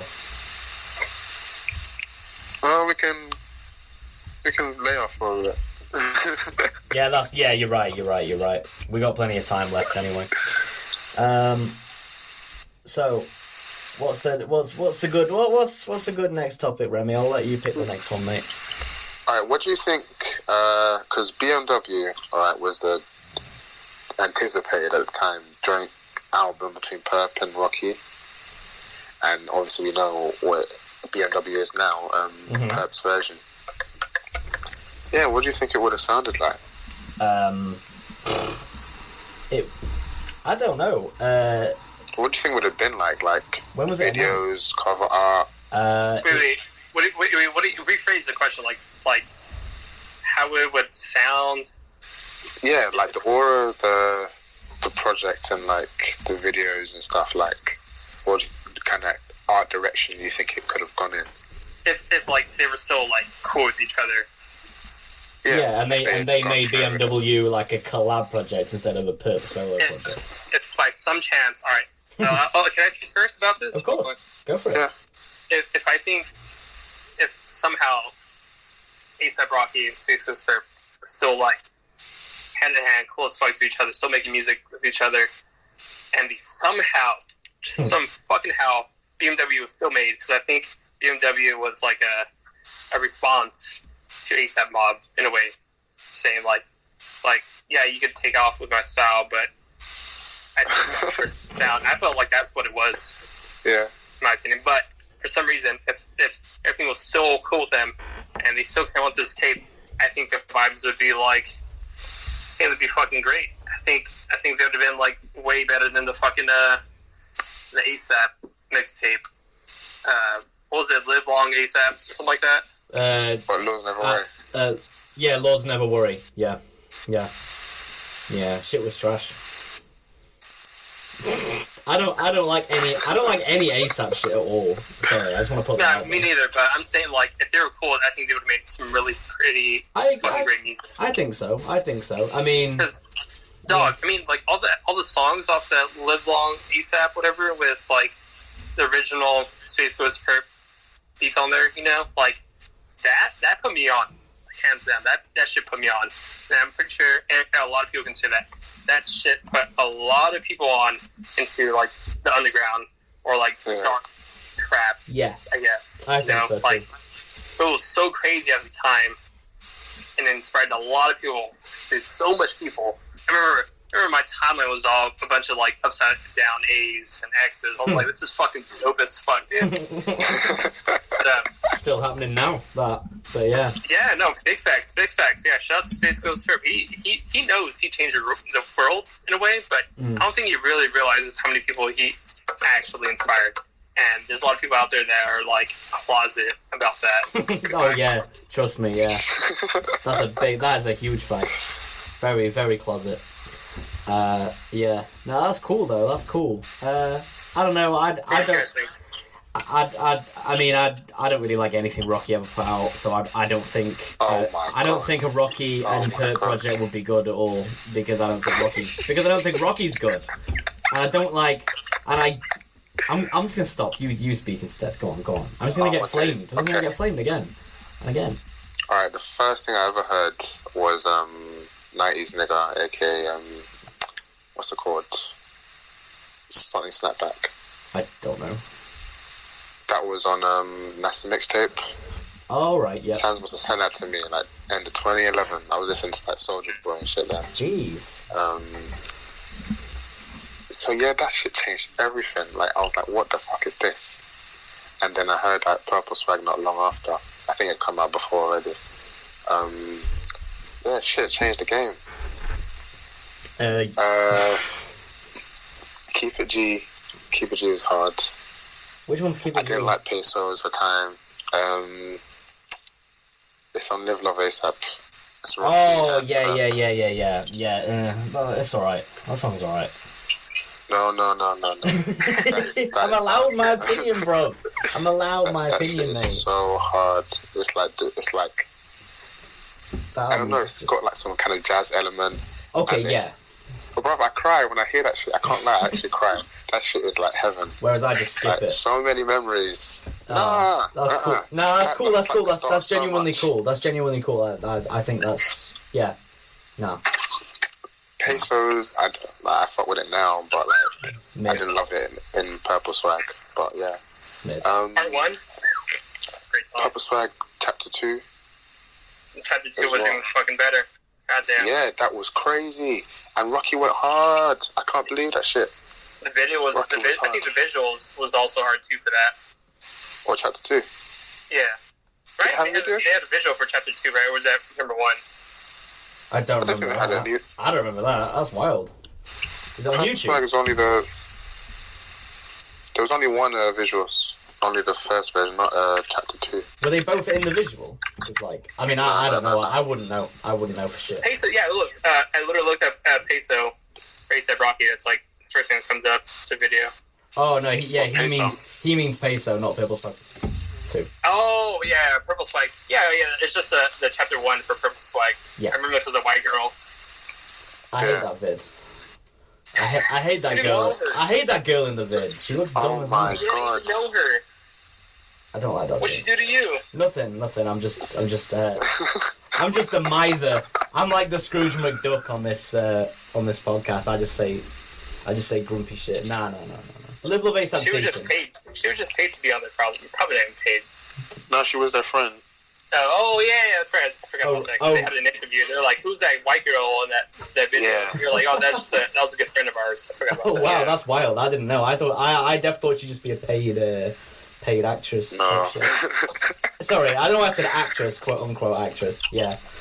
Nah, that's cool. Live Love ASAP's got some good tracks. It's got some good tracks. Because a bunch of stuff was going on at the time. So like, I remember they did a couple shows. I think one of them was when what's his name? He's in Cozy Boys. He's one of the main DJs. The white guy with the long hair. Couldn't tell you, honestly. Jeez. Well, that's when he at one of those shows is when he joined ASAP Mob. That's when Odd Future was playing Perp's music and shit. Oh wow, yeah, serious throwback. Oh, are you talking about that skater dude? He like also skates as well. I forget his name. No, this guy's kind of pudgy. Oh. Can you not skate and be fat? I don't really see many pudgy you don't. skaters. No, you're right. You don't see many fat skaters. It's just a genuine question. You were like, nah. He's fat. He can't skate. No, nothing like that. Nah, I know who you mean and I can visualize him, but I don't know his name. Know his name. Lou Banger. Yeah, it's like Lou. Oh shit. Yeah, Lou was in the crowd and he was just got on stage or what. I literally forgot about that. I don't think I've generally heard that name in like 5 years plus. He's always in the vids. He's always in the vids, isn't he? He's in the. He's in the. I don't know what song. It was one of them shitty songs on the latest tape they did. She was in one of the. Oh, Feels So Good. Yes, Feels So Good. Feels So Good. That song is ass. I hate. The song is ass. Oh my days. It's got some little vibe to it, but I don't really like any of their tapes, man. They're just full of bullshit. Laws Never Worry is hard again. Ferg, that's when Ferg was introduced to the scene. I just it was crazy. Persian Wine. Huh? I don't think I've ever listened to Ferg. He's shit. Damn, Persian Wine, Work, what's it called? Choppers on Deck. Shit was so fire at the time. Cocaine Castle's alright. I used to like that one. Going off on the deep end now, bro. Ferg's crap, bro. Yeah, now. Well, this is 20. Nah, he always was a bit crap. Trap Lord's not. He was actually technically better than, at the time, he was slightly better than Rocky, and that was kind of maybe. But that just proves how shit Rocky always was. He was not though. I never liked his rapping. Every verse was flames. How? Even Pretty Flacco, that shit was crazy. That went off. Just went off. I think he had great beat selection. And then Goldie came. Yeah, and then Goldie came. It was a rap. Yeah, There's so much going for him. You seen that Perp video after Rocky's video with what's his name? CURREN. I didn't see Perp's vid. What was in that? Oh shit! Nah, you need to see that, bro. Okay. It was like, hey, do you want me to play it? Might as well, yeah. Why not? I do like Kerwin. That's crazy. Kerwin's bits. He always does good. Always does good content. Just while you're Did loading. any of you watch it? No. Oh shit! I might have seen it, but I probably forgot. There's a lot of videos of Perp out there. For real. He wasn't even wild in this one. I can't lie. He was speaking facts. Because no, Rocky was kind of rude. He was like, he'd be talking to himself in the camera. Like he'd just be sitting there, like, that's so rude. But I get it. But Rocky's a dickhead, man. like, it's kind of cheeky for you to say. Yeah, it is. It is. Just as a side note, while you're loading that up, I saw a really good Kerwin Frost interview with Young Lean the other day. Would highly recommend if anyone fucks with Young Lean, give that a watch. Quite insightful. Yeah, it was good. It was good. This is a little statement from Pop. Okay, let's hear it. Look what you doing. Getting on my irrelevant ass YouTube, checking to see what I'm doing. Shit's sad, bro. If you need help, just say that. I don't need you, bro. You need my help. I think I've seen this Know shit. that, right? Need my help. Suck, don't. What happened? When you was hanging with me, you was the shit. Damn, boy. You was going in. You could have been the next little flip or something. You wanted to be from the South so bad that New York niggas don't always hate you for that. You made New York look so bad when you came out that you had them niggas confused. They didn't believe you was from New York. Hell, they was mad at me for you hanging with me. They felt like I was a bad influence on you. You were grown ass. Yeah. Damn, I mean, he's not wrong. He's not wrong at all. Yeah, nah, I just can't, even in retrospect, enjoy any ASAP shit. Like, any. Just can't. Just don't enjoy any of it, unfortunately. But, you know. I think though, like, but it's cool because like where Perp was with like Black God and where Rocky is kind of now with Augie, if they had some like how Met in the Middle, this shit could have been so crazy. It definitely could have led Like, to, you know, like a lot of good, I of good think it would be things. so different. Yeah. But yeah. I feel like Perp has had such a great career though. He might not have had the career that, like, musically, I mean, he might not have released all the stuff he did if it wasn't for that. So you never know. Things might have been But I think there different in a bad way. There would have been such a degree of unity though, because if you see like there has been a divide. That's why we need to like get someone like Beauty Chain to speak on this. Not Amber London. Like. Interesting. Okay. Well, we can work our way up to there, can't we? We can always try. Yeah. Interesting. Should we talk about some like new releases and shit? I know we were going to talk about Wiley's new album. The Godfather 3. Yes. I haven't heard it yet, but let's hear your thoughts on it, especially compared to the second one, which we all know was a bit naff. Or did you like it? What was Godfather 2 again? It was the mad short one. He said it was going to be like similar to the first, but then it was like 11 songs and half of them had already come out. There was like bare poppy shit on there. Let me see. Yeah, the first one was hard. This third one is actually better. Really? Got like stacked 22 songs, bro. 22 songs. Jeez. And bare features. Like, apart from maybe 5 songs, maybe at like max, every song's got like at least 2 features that aren't Wiley. Damn. So Yeah, he's kind of doing like the same thing as on the first one, where almost every song had at least one. The first one had But it's hella a bit good different. features. Okay. It's a bit different though, because a lot of them more up and coming, less known. So he's got like people known like Manga, J2K, Temper T. Oh really? Temper T. Damn. Yeah, Okay. DWE. Yeah, he's got Flirty D's on the album. Wow. Are you a grime fan? Bloodline. You listen to grime a lot, or? Like old school, like original grime? Or Yeah, like any of it. Any of it. I like the older stuff. I really do. Newer stuff is okay. I think Remy's doing a great part of like bringing it back in a weird way. And I don't say that in disrespect, but I think you approach it in your own way, and I enjoy it. That's why I fuck with you. Oh shit, thanks. Especially with like among other UK rappers, I think you bring your own vibe with it. I agree. So I think honestly, I think Remy is like one of the few grime rappers I even fuck with. Your grime shit is really like, good. Besides all the really famous ones like Wiley and whatnot. Yeah. Shit. Damn, well, there you go. Extreme praise. I mean, I agree. I think your pure, even your songs that are like, just like, your songs that are pure grime are really, really good. So I back that statement. Thank you. I back that statement. Right. It's a hard sport.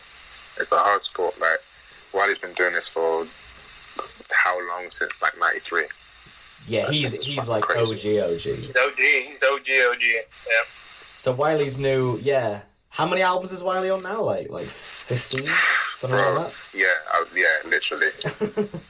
He's, The work rate is a madness.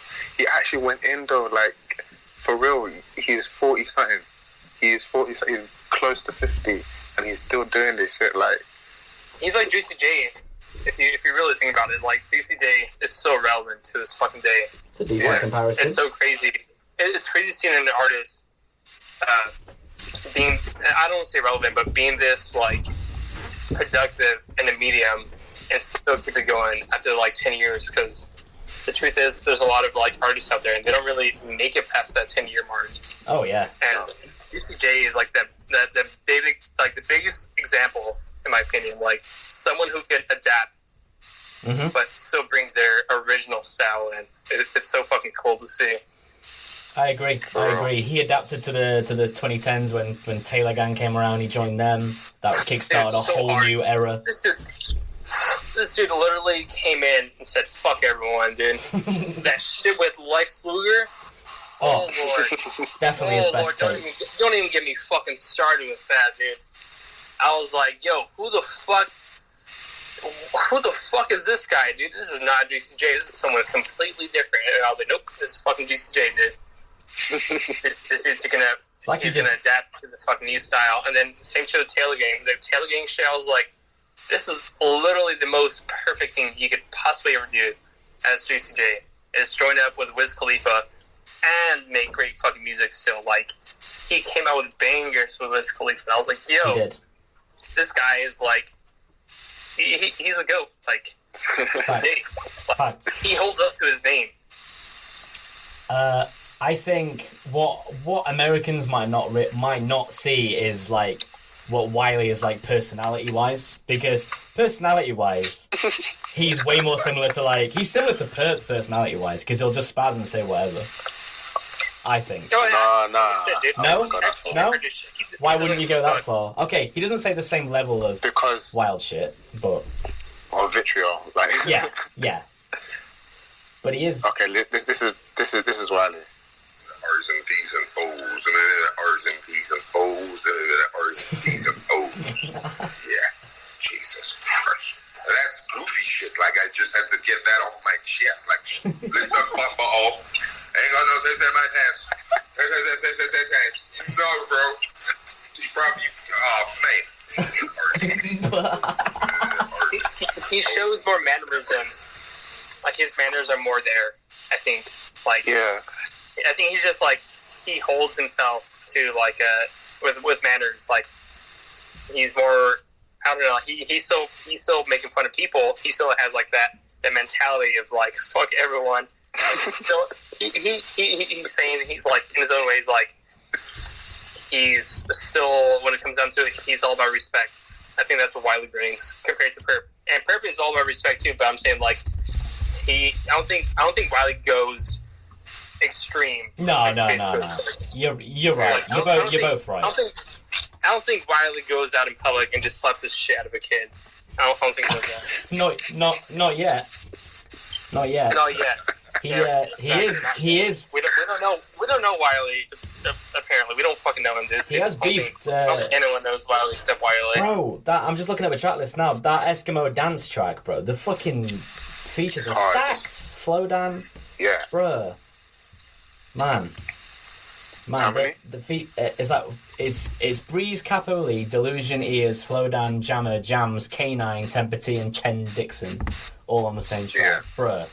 And what else has he got here, bruh? Scratchy, man. Yeah. This is like a It was that last track. I've heard that the Game 2019 version too. That was a single. I mean, obviously, hence the name. But Yeah. yeah, he did drop a few of these before. But 22 songs is a lot, man. I'm you know what? I'm looking forward to bumping this. Did he do most of the beats? I'm hoping so. No, he didn't. I don't know, but they all sound fresh. But his younger brother Cadell released a mixtape/album about 3 years ago. Oh, I know his brother That raps. was seriously crazy. Okay. Yeah, he had some, or he still has issues or whatever with Stormzy. Damn. Going back to that for them. Yeah, he has a project. Lots of niggas don't observe nature or London. Right. Yeah, bro, some serious slaps on that. Okay. And the production. He's got really, really good ear for production. He's not as good at MC as Wiley, obviously, but like, I mean, that's the thing, because Wiley's albums aren't necessarily the best. I mean, he raps the best and whatnot, but like, staying consistent on the album isn't always a strong point. But on this one, it's pretty consistent. I thought Godfather was his best album in quite a while. Yeah. Maybe even since Playtime is Over. Since Playtime's Over. I don't think that's a wild statement, because obviously Treading on Thin Ice is like an absolute pure classic. And that's it. I was an absolute pure classic. Treading on Thin Ice. Yeah. Pure classic. But you said since Playtime's Over, bro. Yeah. What's come out since then that was that good? Race Against Time. I thought that was before Playtime is Over. Race Against Time and Grandwave. Nah.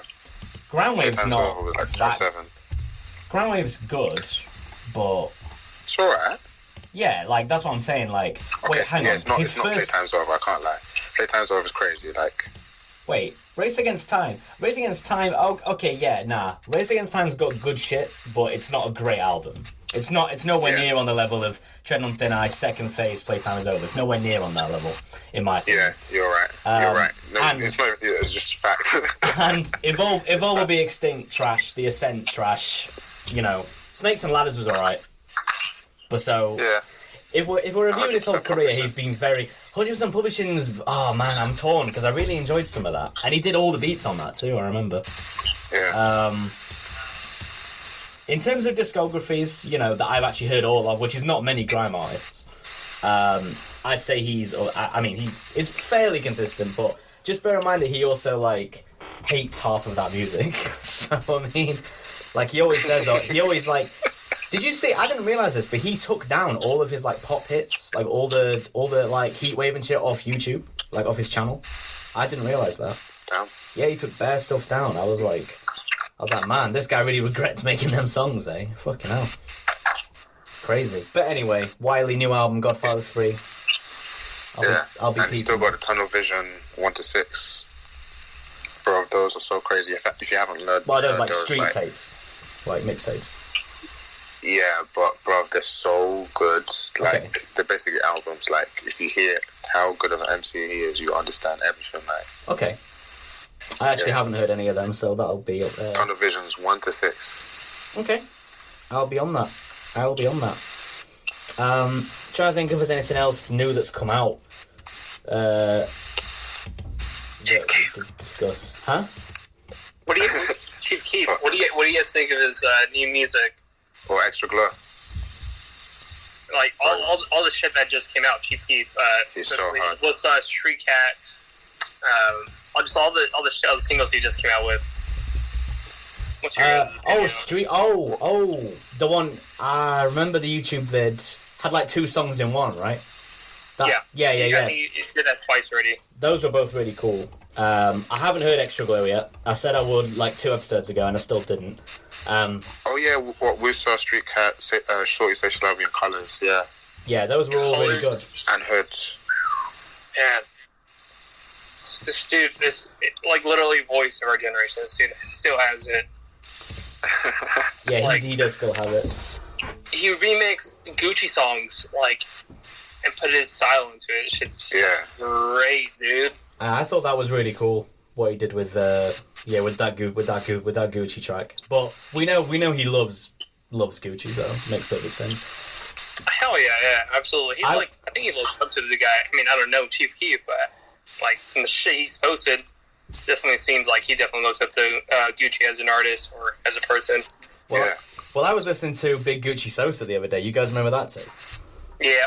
Fucking classic, man. I love most of that was really good.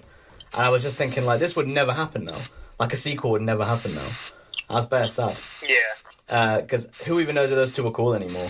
I don't even know. Probably not. I feel like Gucci and Chief Keef? Yeah, because Gucci's on just another planet now. Like he's a totally different guy. I think they're so cool. I feel like, and this is just my fucking like view, but I think Chief Keef is more like kind of like let down because like Gucci came out like, don't get me wrong, Gucci's so cool, but like he came out like a completely different person, and exactly. I'm so proud of that. I'm so proud he came out to be stronger than who he was in the past. But his music and his like vibe with it completely changed and threw everyone off track. Like I don't think I could say I enjoy or like I even listen to his new music on a regular basis compared to his older stuff. No. And new music right now, I still play that shit like I played his old shit. I still think it's just as hard, in my opinion. It's true, yeah. For real. Yeah, I don't think he's like ever... SD and Awesome are right now my favourites. Awesome is really cool. Yeah. He's never really had a dud, Keith. Not really. He's had a few takes I thought were just okay, but for the most part... Like which ones? Dedication, when that came out, that was kind of underwhelming to me. Wasn't a huge fan of that. I think that was like an album, wasn't it? That was meant to be like a label album, I think. That might be the only one actually. No, because I loved Thoughtbreaker, even though it wasn't, it didn't have any of the stuff that was originally meant to be on it. I still loved it. And I quite like Back from the Dead 3 as well. I don't know what the consensus is about that. That grew on me. Obviously doesn't touch the first two, but that was a cool tape. I guess that's really it in terms of ones I wasn't a huge fan of. He's been very consistent. Yep. Very, very consistent. I can't think what the last thing he dropped was that was like a full-length tape. Obviously can't remember. I think it might have been the one with... Fast Oh, yeah, but that's like B-sides, isn't it? Well, not B-sides, sorry, like unreleased. What? Camp Glow Tiggy? Glowtoven. Glowtoven. Yes, that's it. Glowtoven. Whoa, he's coming out some new shit. Wait, what the fuck? Yeah. Extra Glow. That's what I'm saying. What the fuck? Yeah. Oh, yeah, did you not? Yeah, I still haven't heard that, but yeah, we were talking about that a few episodes ago. Yeah. I listened to Awesome, but not the rest. Oh, shit. When I said not the Well, Trojan is hard, arts and crafts, and late for dinner. Alright, I'm gonna listen to it. In the Closet was hard. It's like a story about his gun being in the closet as if his gun was gay. Wait, so like that bar on Sosa Chamberlain? Is it Sosa Chamberlain where he says that? Yeah. Think my chopper gay, pull him out of the closet. Yeah. Yeah, he says that. But it's like the whole song. He made a specific song for that. Genius. Yeah. He's a genius, bro. He's a genius. Absolute genius. I know. Also, killed that beat on Eternal Take as well. We need to hear more of his beats on other people's projects. For sure. Definitely trying to hear that. Oh, for real. Shit. What? I wanted to go through, what's it called? FDP's drop. Oh, sure, yeah. Or do you want to speak about music you've been listening to? We can do that after. Well, to be honest, because we can do that. We can not wrap up with that, but we can do that after. Yeah. So FDP's fuck the population, right? Yeah. Yeah. I thought it was fuck the police. I did, especially. I thought so too. When it first came out, I thought it was fuck the police, but it was fuck the population, and I was like, well, okay. That's disappointing. Like, yeah. It's not disappointing, but it's not. Why do we have to? But I think didn't the creator also like he was at the same time like repping that? He's like fuck the police, fuck the population, or something like that. Yeah, well, it makes sense, especially at the moment to. Yeah, I mean, it kind of means the same thing. Well, it doesn't really, but yeah. Fuck the president, fuck the police, fuck the population. Fuck the prime minister if you're English. Isn't it weird? They all start with P's? I know. Crazy. Mental. So is it fuckthepopulation.com? Yeah. Yeah, I'll go check it out Literally. now. I'm gonna go look at it now.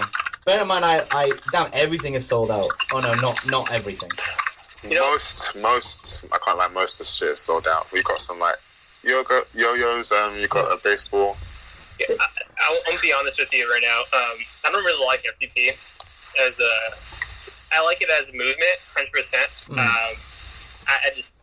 I'm not a big fan of, like, quote-unquote streetwear. I agree. Yeah. I think it's pretty cheesy, in my opinion. Like, I'll just buy some Gildans.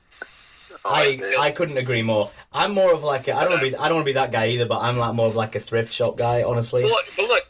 I'm not from the street. I just grew up fucking poor, and I grew up around a lot of bad people, a lot of troublemakers. I was a troublemaker younger, and I've grown to be better. But I ain't from the streets. I would never claim that. But like looking at clothes, because I wear fucking clothes just like everyone else. Brands are I would not pay $82 for trousers for jeans.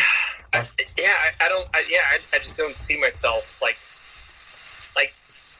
polos like the only thing I fucking wear. Like I don't think anyone could say like polo's whack. If they do, whatever. I don't got. If you hate polo, I don't care. Like seems like a weird thing to hate. Seems like a weird.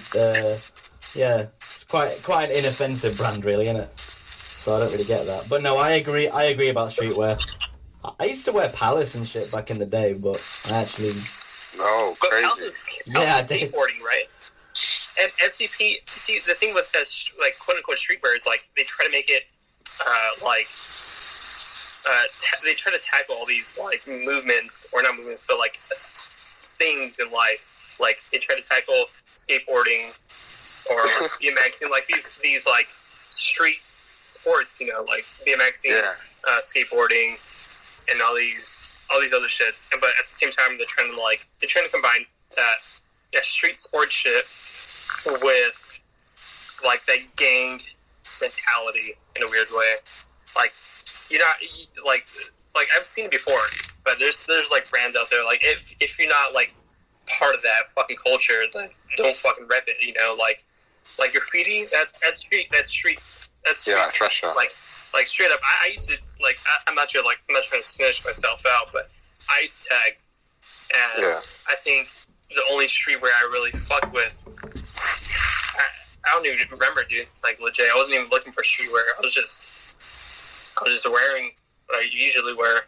I think I was wearing Obey actually, and I think Obey is like actual streetwear because the guy was actually out there posters on walls destroying property. That's in LA and all the other places in the world. That's to me that's street, but like I said, I'm not from the streets. I just did stupid shit when I was young. I feel like streetwear doesn't really mean especially anymore. Not anymore at least. I agree. No. Well, the lookbook for Fuck the Population's latest drop was featuring Lil Bibby and G Herb. Oh, cool. Pretty cool. I didn't know. That was cool. I'm not saying FTP isn't streetwear. I'm just saying like streetwear. It's just so like weird to me. But FTP as movement is fucking dope. They got condoms. Yeah, it's 10 years of FTP.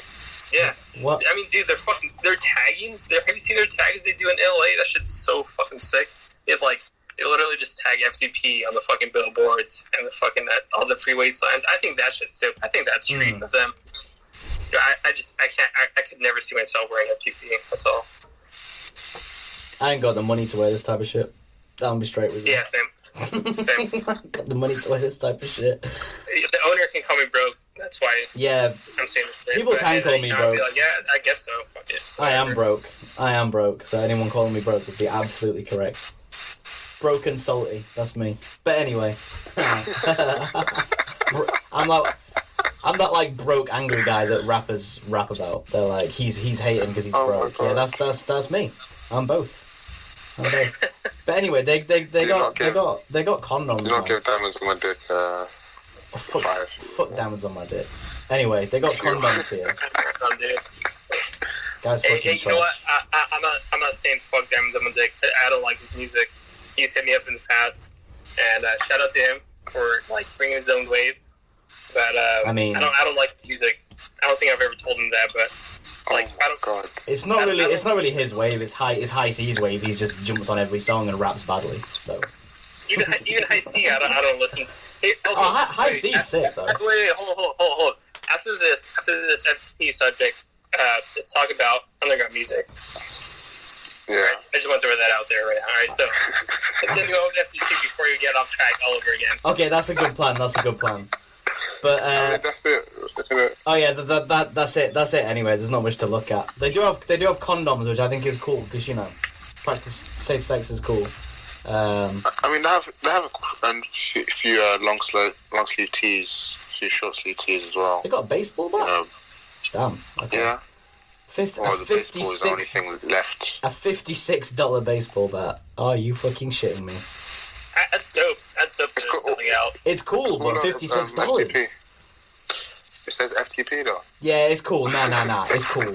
It's not like Supreme Brick stupid, but it's. Yeah, fuck Supreme. I agree with you there, my friend. I agree with you there. They're cool. I think they're cool how they started, but like overpricing their shit is not cool. Like it shouldn't be a thing. Should not be a thing. I agree. All those little high school white kids getting their mom's credit cards to buy that shit and trying to like resell it a year later or something for like double the price. Not cool. Not cool for that. You know, like all the old house artists and junk artists back in the day in the UK specifically, they were fucking with Supreme heavy. Yeah. If you know about that, you know about that. You would know Supreme is an old brand, a really old brand. Yeah, 94. And they were fucking with a lot of the artists during that time. And that was the 90s house. Yeah, Remozy, what's the name? A guy named Gerald, perfect example. Shout out to a guy named Gerald. But yeah, FTP, pretty cool. Just too expensive for me. Shout out FTP. Yeah. Shout out FTP. Well, shout out FTP, no, straight up. We're actually not going to go on about diamonds on my dick again because I do it every episode and it's not going to become a thing. Oh my god. I'm refusing. I'm not talking about it no more. But I will say I'm glad he didn't hop on one of your beats, Bloodline, because he would have ruined that shit. So, who? Diamonds on my dick. Oh, okay. All right. So let's talk about underground music now. Yeah, good idea. Has a question for you. Oh, what do you think about the scene? What do you think of the state of the scene? I want to ask you guys that. What do you guys think? What do you guys think about underground music in the past 5 years? And where do you think it's going to start heading towards? What do you think the next wave is going to be like? Or what do you think the next big wave is going to sound like in the near future? Okay, let Chris go first. You said 5 years. Last 5 years and in the future. Damn. The underground is right. The underground is such an umbrella term now. It can apply to not any group, but it can apply to a lot of different groups of artists. Like those guys that are doing that like glitchy, singy stuff, like Youngster Jack and stuff. Like, I know that guy's a fucking creep, but that's just an example. Artists like that, people are calling underground. So like, but to me, the real underground is like obviously the B&B. Sort of originally B&B was sort of like leading the charge, I guess. that's obviously they went from like, what was it? It was 2014 to 20, something like that. That was about 5 years, wasn't it? I think, yeah. Over the last 5 years, I mean, I've only been involved with the scene the last sort of 3, but obviously I've been following it prior to that. I don't know. There's a lot. I think it's in a good place now. I just think there's a lot more. There's a lot less originality now than there was before. I think SoundCloud's. I think it's true. I think SoundCloud's very saturated, and I think that there's a lot of very underappreciated artists. You know, the kind of ones I try and showcase on my blog, because that's what a blog's for. You know, to really put the people on who deserve it. But there's a lot of really just kind of, you know, a lot of like DMV flows going around, a lot of a lot of plug stuff, like plug.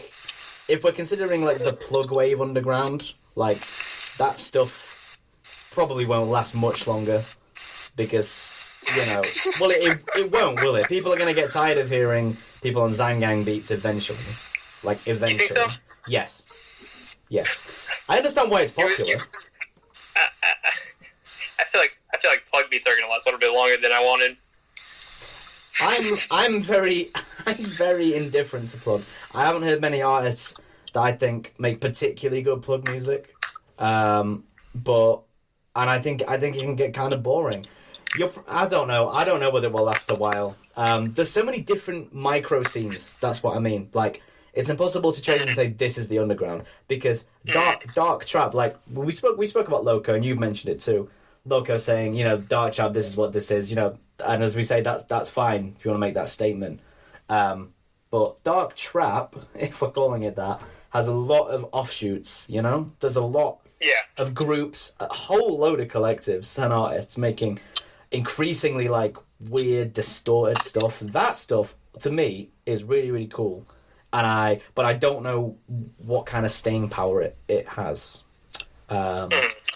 So that's a very interesting question. I can't possibly say what will be popular in the future, because that's what I was talking about at the start, like that glitchcore stuff. That stuff, I don't know if that's they hate that term, the actual artists, but that stuff came out of absolutely nowhere and got kind of big on TikTok. So can that even be considered underground anymore? I don't know. It's very weird. It's a very weird time to be sort of picking a lane out.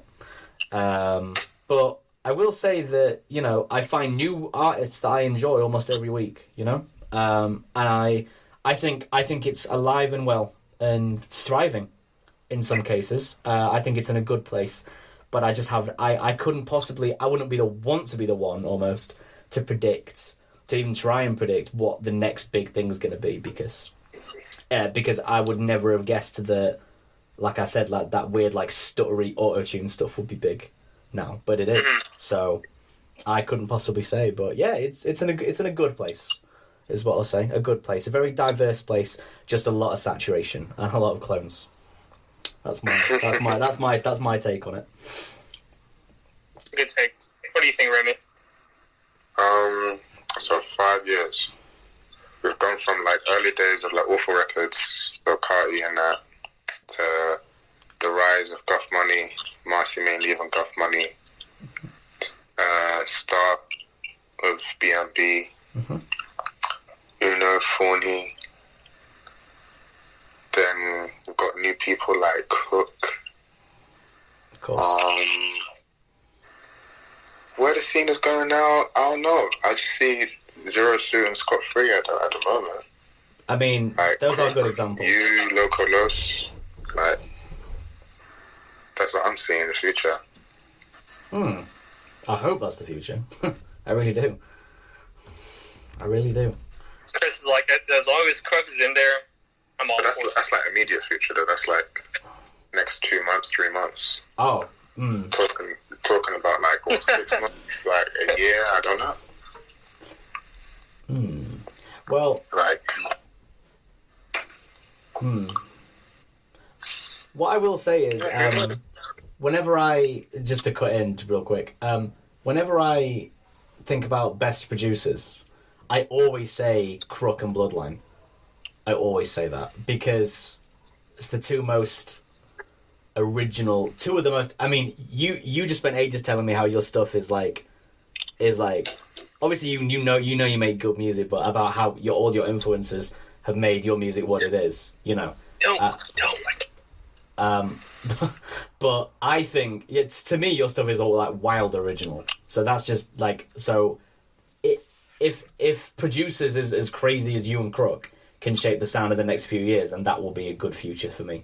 And that's the last thing I'll say, because I'll let you speak as well, of course. Is there anything else you were trying to say, Remy? Yeah, sorry, Remy. What else? I mean, the only thing I can see as well, I mean, the Russian producers are really learning from the Americans, isn't it? Mm-hmm. Yeah, they're putting in work. Yep.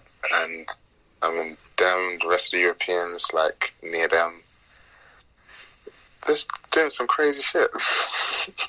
Facts. Yeah. When the Americans move, they move. Like, here in the UK, we're really, really slow to act. So I don't know, like, the artists are kind of learning, but they're slow. But I don't know, like, the producers, just really former B&B members are holding it down. Yes. Yeah. Honestly. Oh, and 24 Solace as well.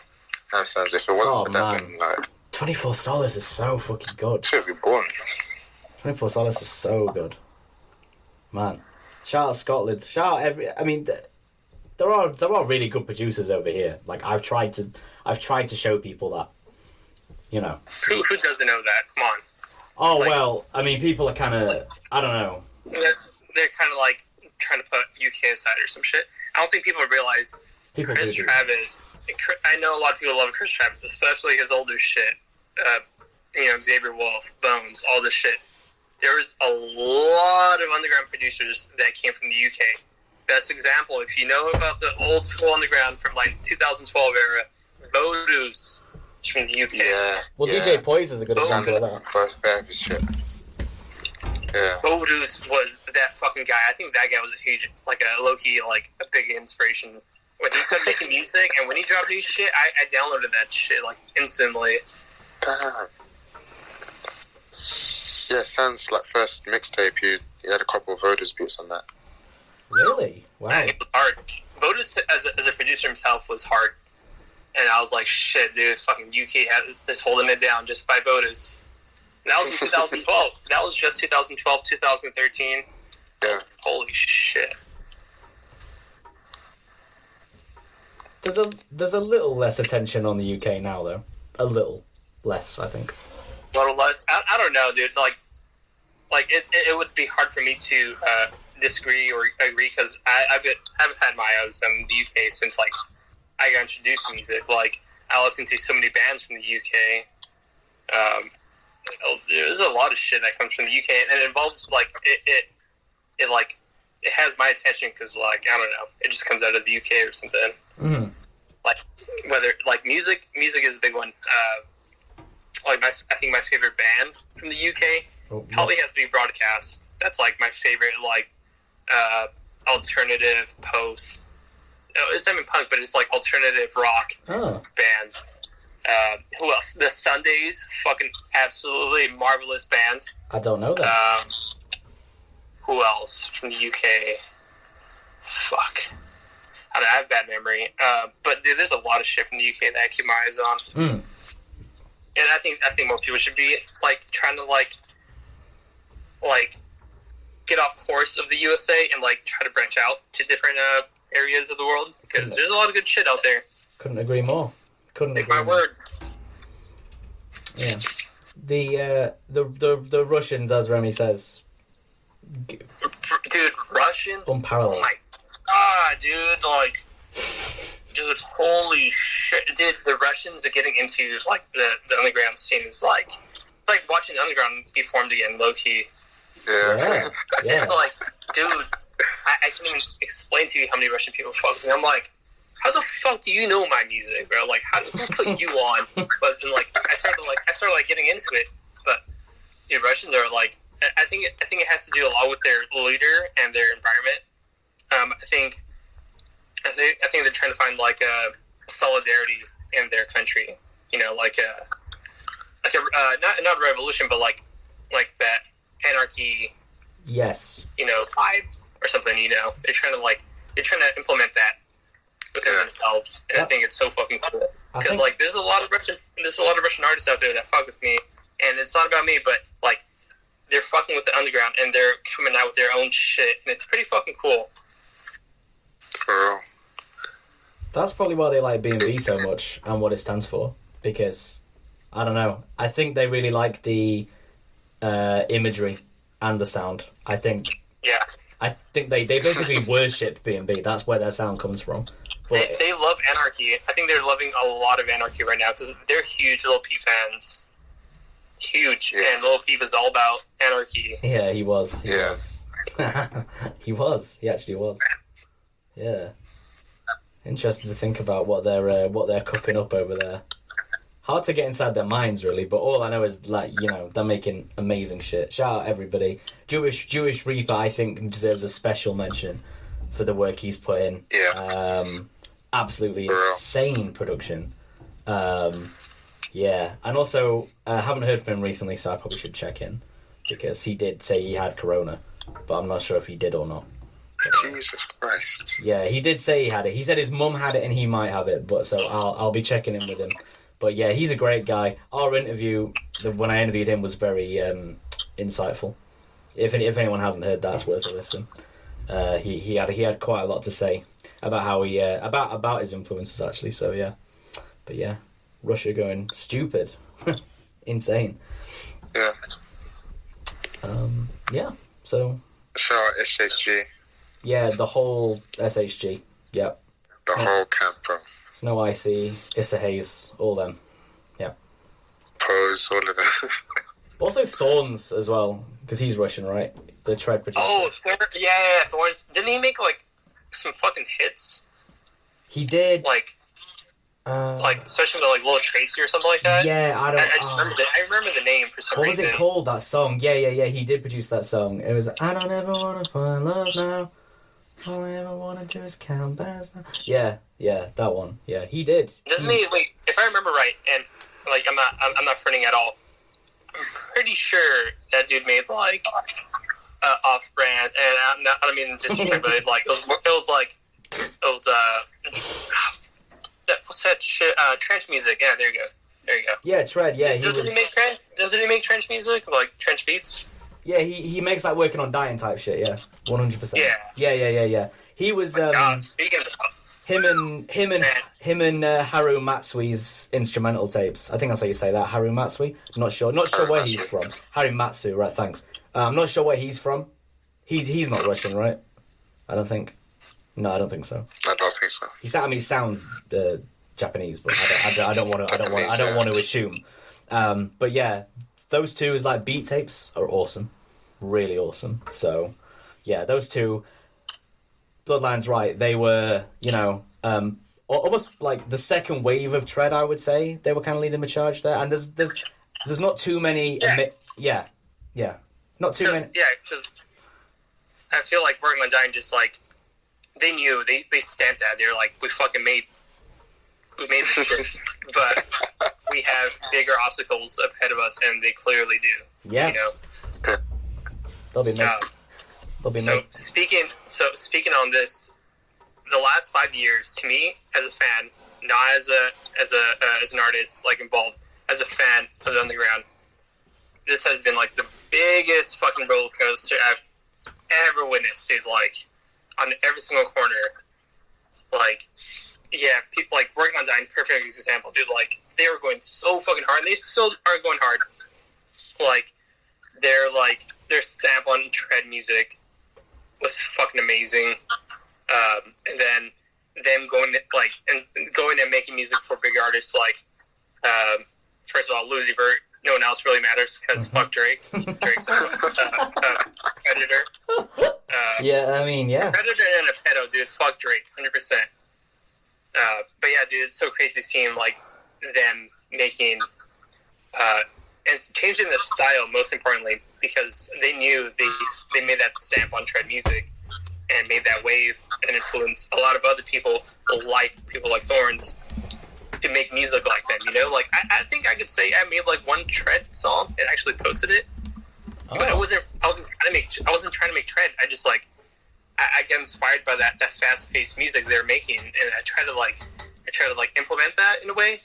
Yeah. Regardless, dude, I think Filthy out of all of them is like the hardest.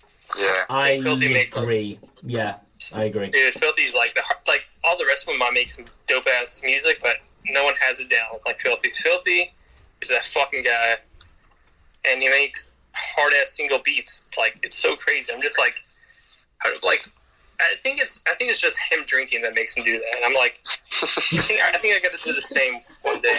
Like drink every single day and make some cool shit. But I can't see myself. I think I've tried hard enough to make myself an alcoholic. It doesn't work out.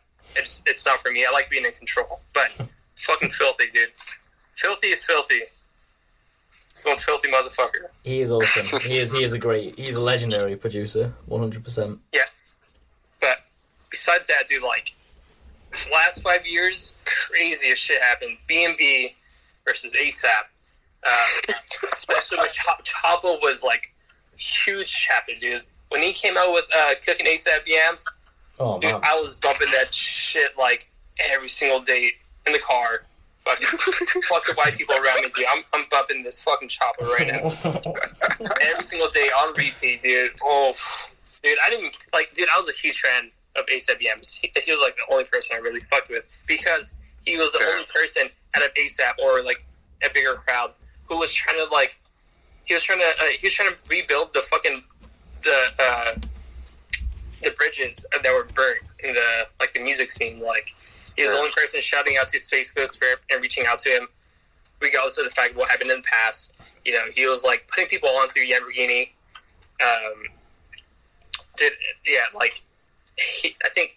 He died like at the very end, 2015.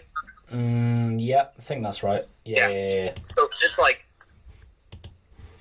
I thought that was like the saddest shit ever because like I was fucking ASAP Yams. It wasn't, to me, he wasn't like a fucking, oh, look at this guy. This guy has some cool ass tweets. Like, no, this dude was literally trying to rebuild the music scene, and those are them like the saddest shit when he died. I was like, yo, like what the fuck?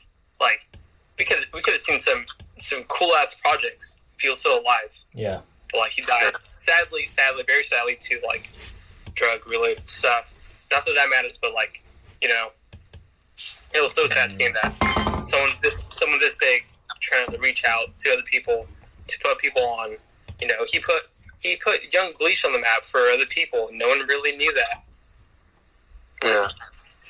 No. This dude was a huge contribution to the music scene. Like, he tried helping out every single fucking person who was, like, getting bigger or, like, still small, but, like, had that potential. He was the person to hold that fucking flame, you know? Like, these artists, they have the spark, but they needed that fucking extra strength, and ASAP Yams was right there with them every single fucking time. It was so crazy. But, you know, B&B, huge fucking, like, innovation. They're, like, a big stamp on the underground scene. Young Gleesh, I think, I would consider him underground from, like, 2013 to, like, 2015. Yeah. Yeah. Definitely. What about now? Now, dude, he had like you guys said in past podcasts, like ever since that allegation came out. Yeah, we spoke about that last time actually. We'll put him aside. Until we know more. Because I'm not here to support someone who has charges like that. Yeah, it's difficult. It really is difficult because like you like sometimes you look up to people, or not even look up. You get inspiration from people, and before you know it, they're fucking pieces of shit. You just like, that's not fucking cool, dude. Like, not cool. Like, see, like, I don't know if you guys ever heard of South Park Mexicans or SPM. They're like no. It was mainly like a rapper specifically, but he's from like the 90s, and he fucked with DJ Screw And I kind of grew up on that through my brother, Oscar, and, like, yeah, like, I found out later, this dude, like he went to prison. He's still in prison for some pedo shit, apparently. So, like, my like, interest in him and just flew out the window. I was like, nope, not gonna do that shit. Sick fucking. Not gonna support that. But anyways, like, the last 5 years, huge roller coaster on every single one, dude. Like, B&B, when Working on Dying, we have fucking individual artists like Young Leash, I think Soulja Boy, I think he was fucking with a lot of underground artists as well, like, what's that fucking dude's name? He's like part of Ocean Gang. Fuck, why am I forgetting his name? Yeah, God. Agoff. Oh, Agoff. Right. Yeah. Agoff was super hard at that time. Goth Money getting bigger was fucking crazy too. Mm-hmm. You know, like, finally seeing people realizing how good of an artist how good of a group Goth Money was fucking great. Seeing that.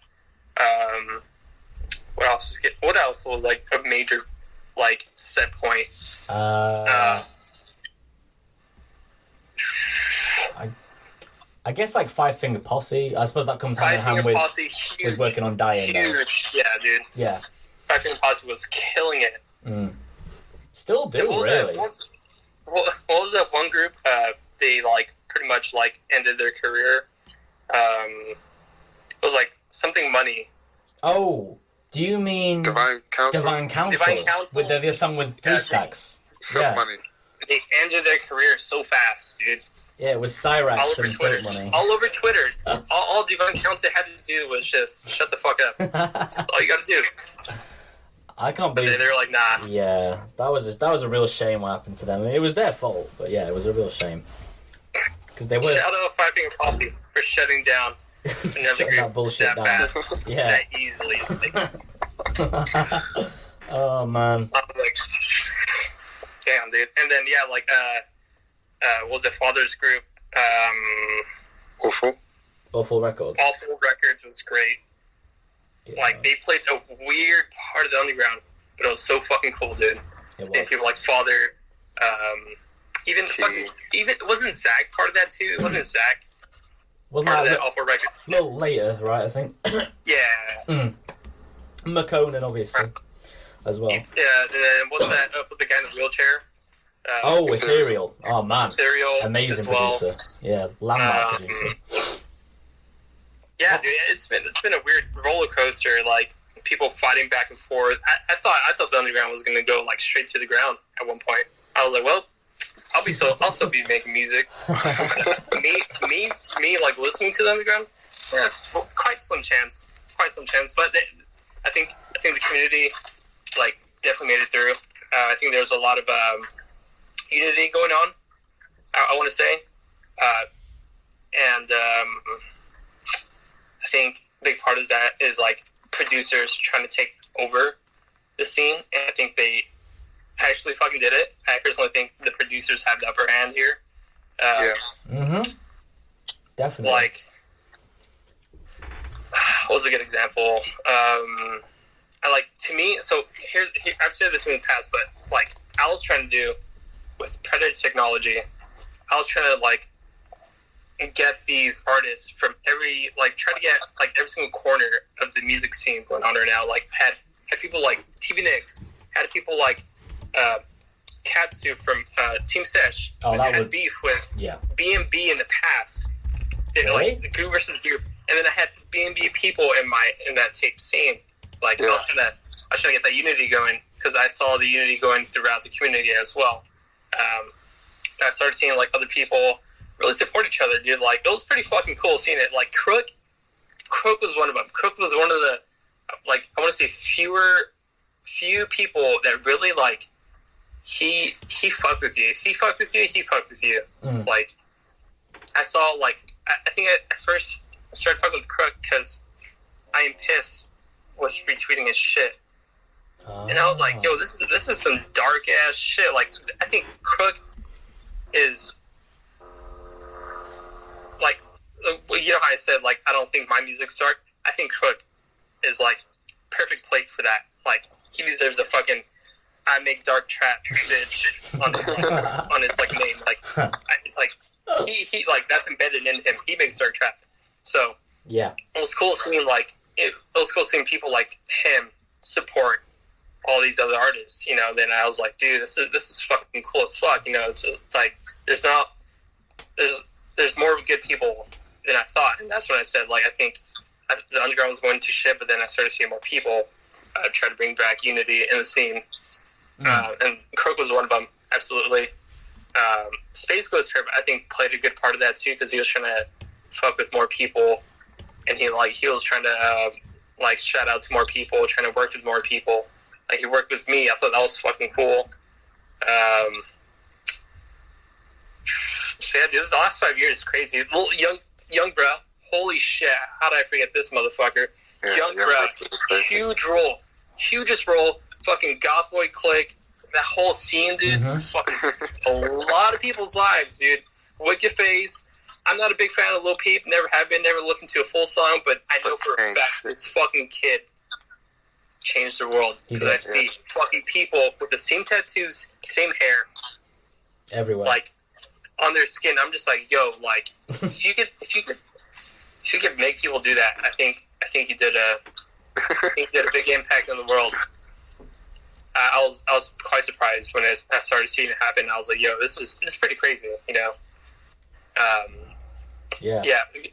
Young bruh, dude. Young bruh as a person, as an artist throughout the last 5 years, craziest transformation. Like when he first came out with Young bruh, if you were like, if you knew about him back then when he first started, dude, you were like, oh, this guy's a revelation right here, dude. And like dropping acid and making dope ass beats or dope ass songs. And I think he did make a couple beats every now and then. He did, but he was making, But seeing him as an artist and grow was so crazy to me, because like I think he still does have a lot of potential, but like back then I thought he was like the shit, dude. Like this dude made some pretty fucking great albums. Like Emotion's like my top 20 mixtapes of the underground easily.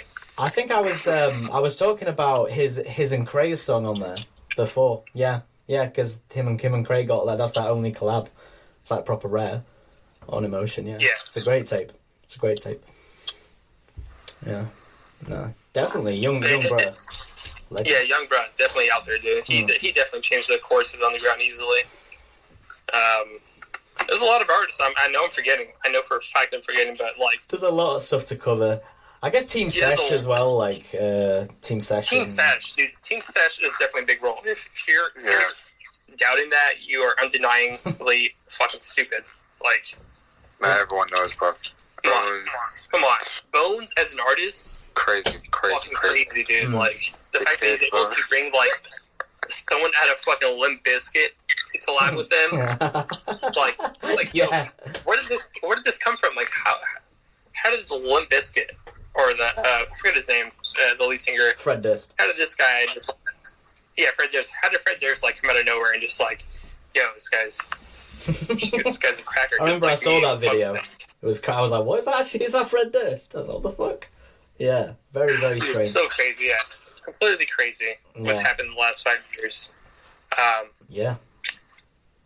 when I think about it in the future, I think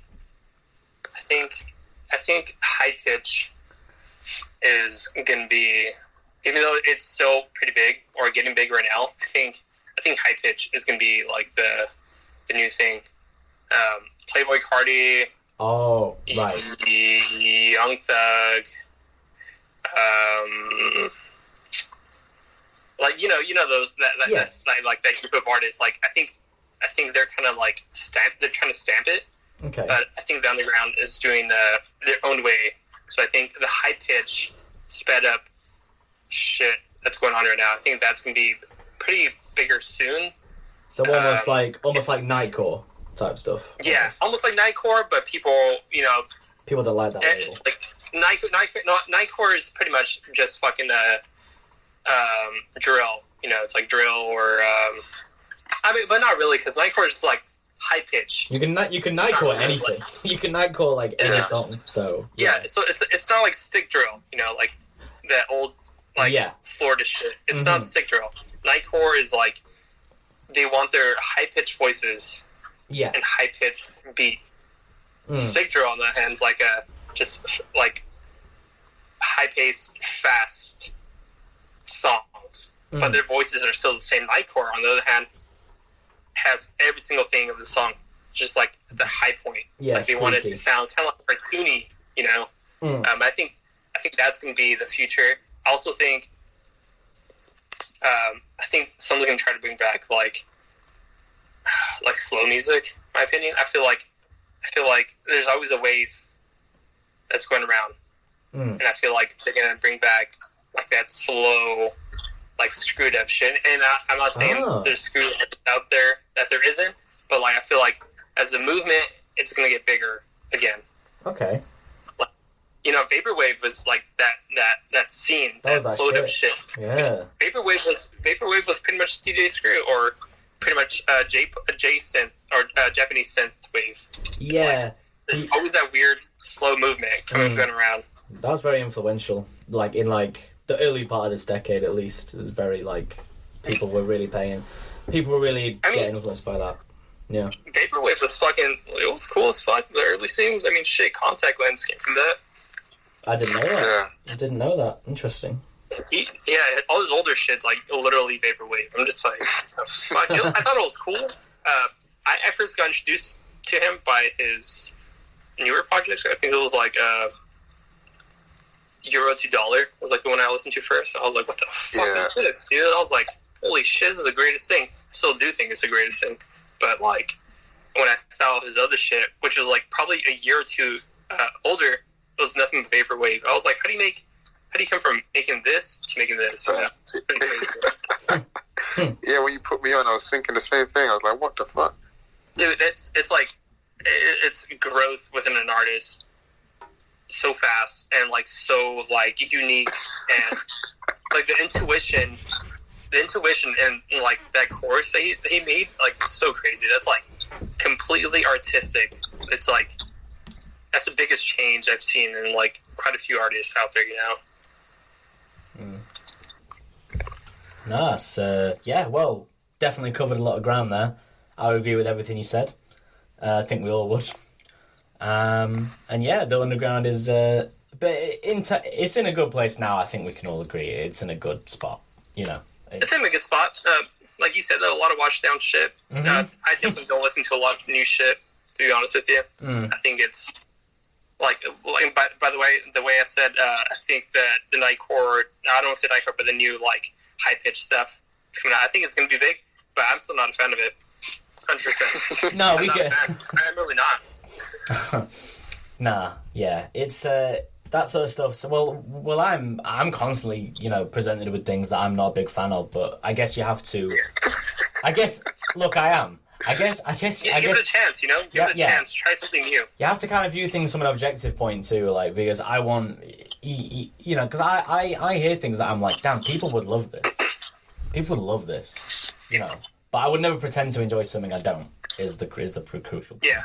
But exactly. I can always appreciate these new waves and movements. So yeah. 100%. Absolutely. I think because we're almost hitting 2.5 hours that we might wrap it up here because I think this has been a good episode. So unless anyone had anything else they wanted to specifically talk about, because we do have as much time in the world. But did anyone want to add anything in? Final thought, maybe? Fuck 12, Black Lives Matter, fuck Drake, fuck any pedo out there. What else can I say? Just definitely fuck racist people. If you're racist and you're just going to be in the music scene, get the fuck out. Just go. Go find a job. Go do something. Yeah, fuck you, yeah. Shout out to all the underground artists out there that are trying to, they're trying to work with each other, trying to make the community better. Definitely not trying to fucking cloud chase. Shout out to you. Shout out to everyone that fucked with me. Shout out to Winnie Mike. Shout out to Remy. Shout out to everyone else that we shouted out on this podcast. Shout out to all the previous artists that were mentioned in these podcast episodes. And you know what?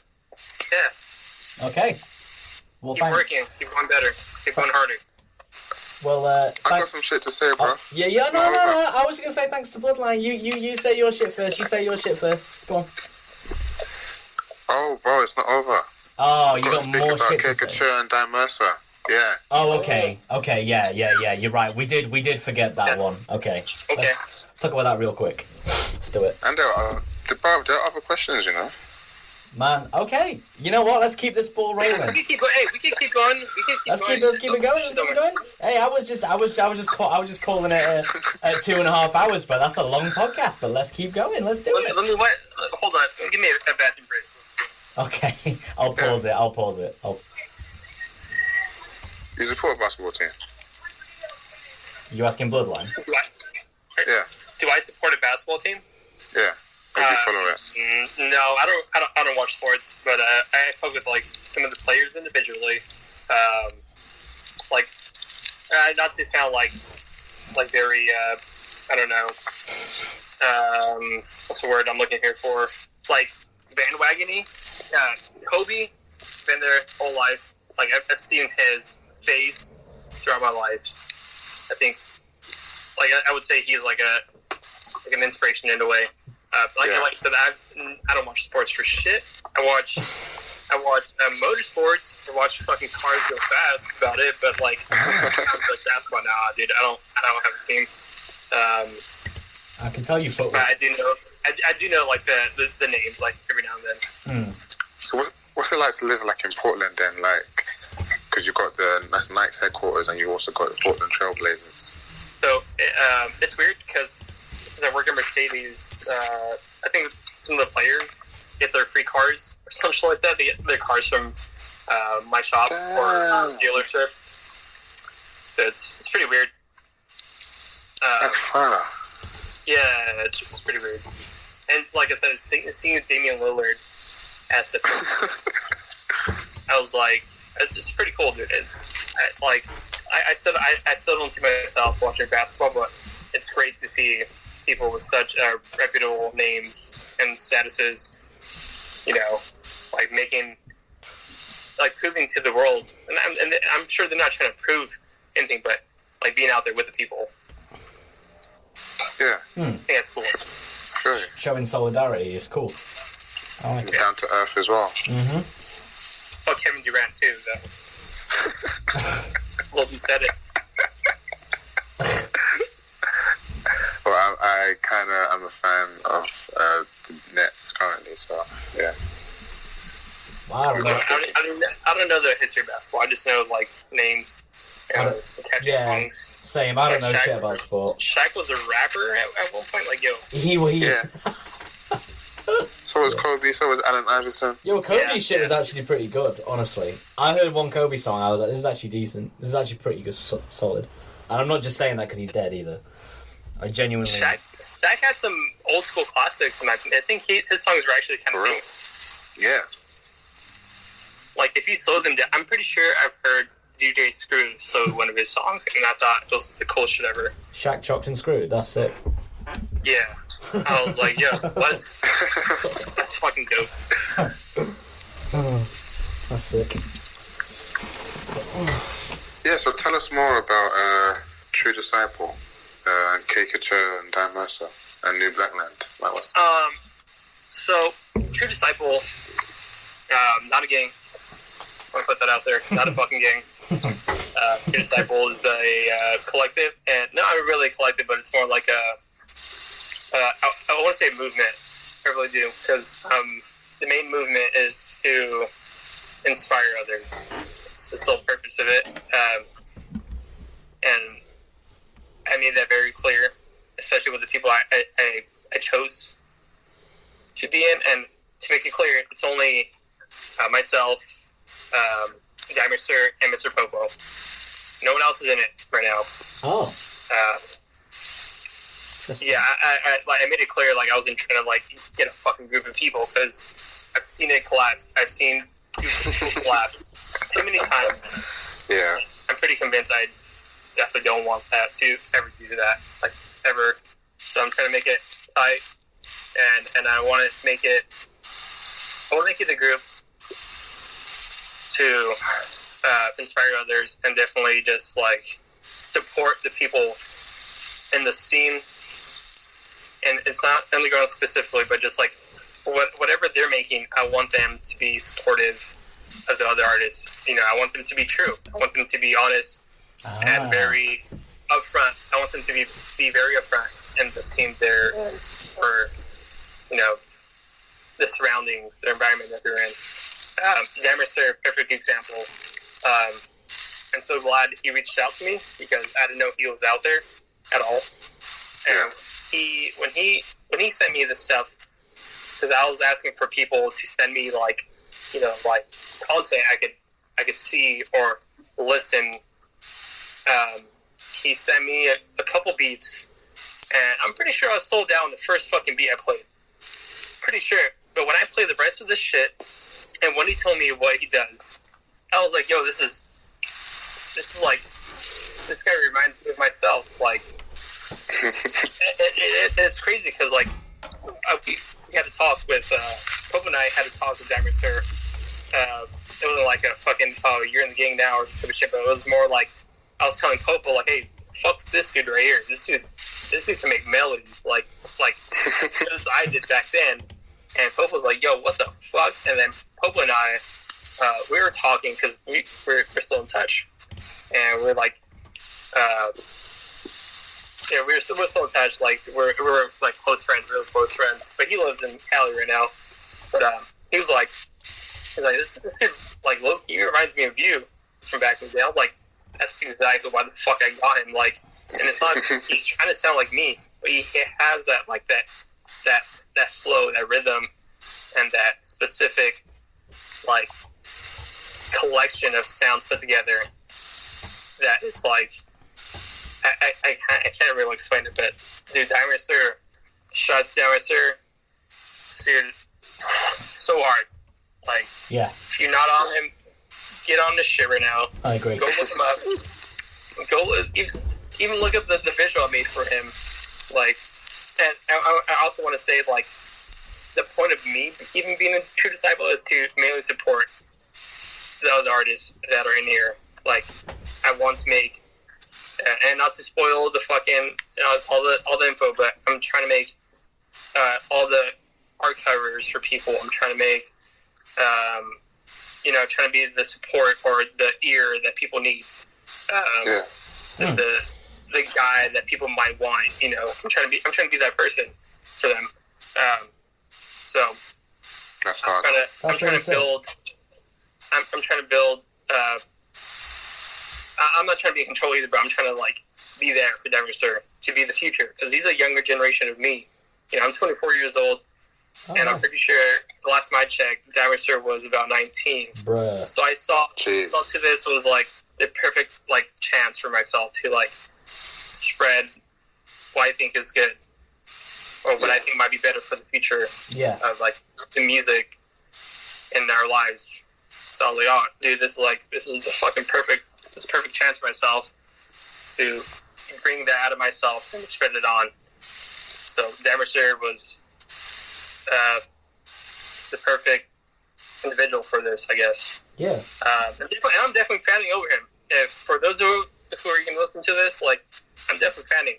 This guy has more skill than me, straight up. Okay. Just wait till he comes out with new shit. Like, this shit he's posted, that's old. All the shit he has online right now, this shit's old. It's old. Wait till you hear the new shit. And, you know, I'm still waiting on that Cook versus MERCER. Ooh, but one day. if it's gonna be a while for that's release, then so be it. You know, I'm not the shot caller here. I'm just I'm a spectator enjoying it. But then so we got Mr. Popo as well in the True Disciple, and he's Mr. Popo. If you haven't heard of him yet either, there's a couple songs I posted on my SoundCloud at Fifth Element, and then he has his older tracks on there on his SoundCloud page. But he's a unique individual, man. And his workflow and his ethic of making music is fucking outrageous. Like, this dude, like, when he's in his moods, like, this dude can, like, put out so much shit. He just, like, how the fuck you do that there? Like, how, like, and he's the main person that got me into making like as much music as I even am doing right now. Like right now, I'm not doing shit. Like I'm focused on life is every day.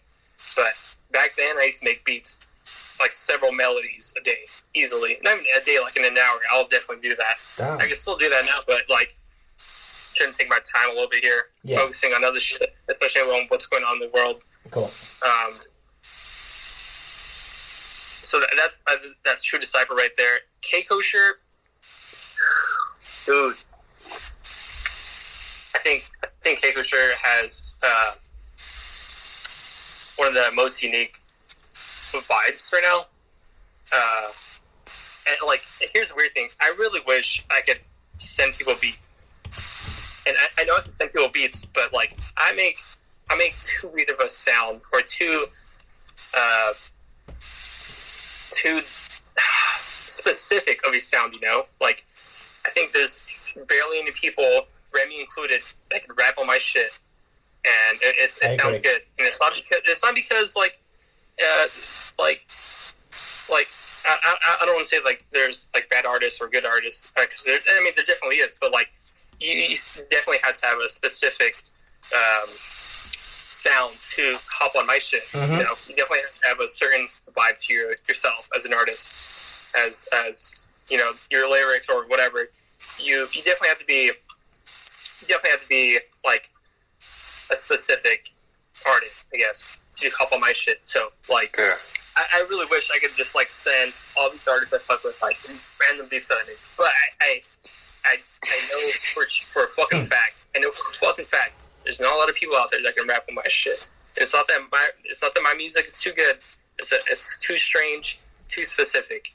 So whatever, if whoever is out there listening, like if you're like a bigger rapper or whatever, like, and you ask me for beats, I might send you something. I really might send you something, but it's all based on how I think you're already gonna do. Based on my beats, or I know if I send you something, if you don't respond, I know for a fact what happened. I know exactly what happened because they tried and couldn't. You can't rap on my shit, and it's not because you're bad. It's because my music is just too fucking weird. That's all it is. Wait. How about this then? What's your favorite song that someone has made on a beat of yours? Have you got a favorite song someone's made? Gary, absolutely. Gary killed G-Tech, that entire like EP that we made together. He killed every single one, in my opinion. I think, and it's crazy because he has his own sound. It's like Gary's also one of those artists that I think everyone should get on and like support big time, because A, he's not looking for clout. 2, he's already self-made. 3, like this guy is like unique in his own lane. Like the fact that he's able to rap on my shit said a lot to me. You know, I was like, this guy is definitely like good. So I was like, he bought a couple beats off me, and I enjoyed like the songs they made on them. I was like, yo, what the fuck? At that point, I was like, I'm not even gonna sell you beats anymore. I'm gonna send you it, because to me, if you could rap on my shit, most likely I'm gonna send you shit, or I'm not even gonna charge you. If you want to beat for me, I'll give it to you. Doesn't matter. Because like I'm not trying to sell beats. I've said that in the past. It's not for me because it's too weird.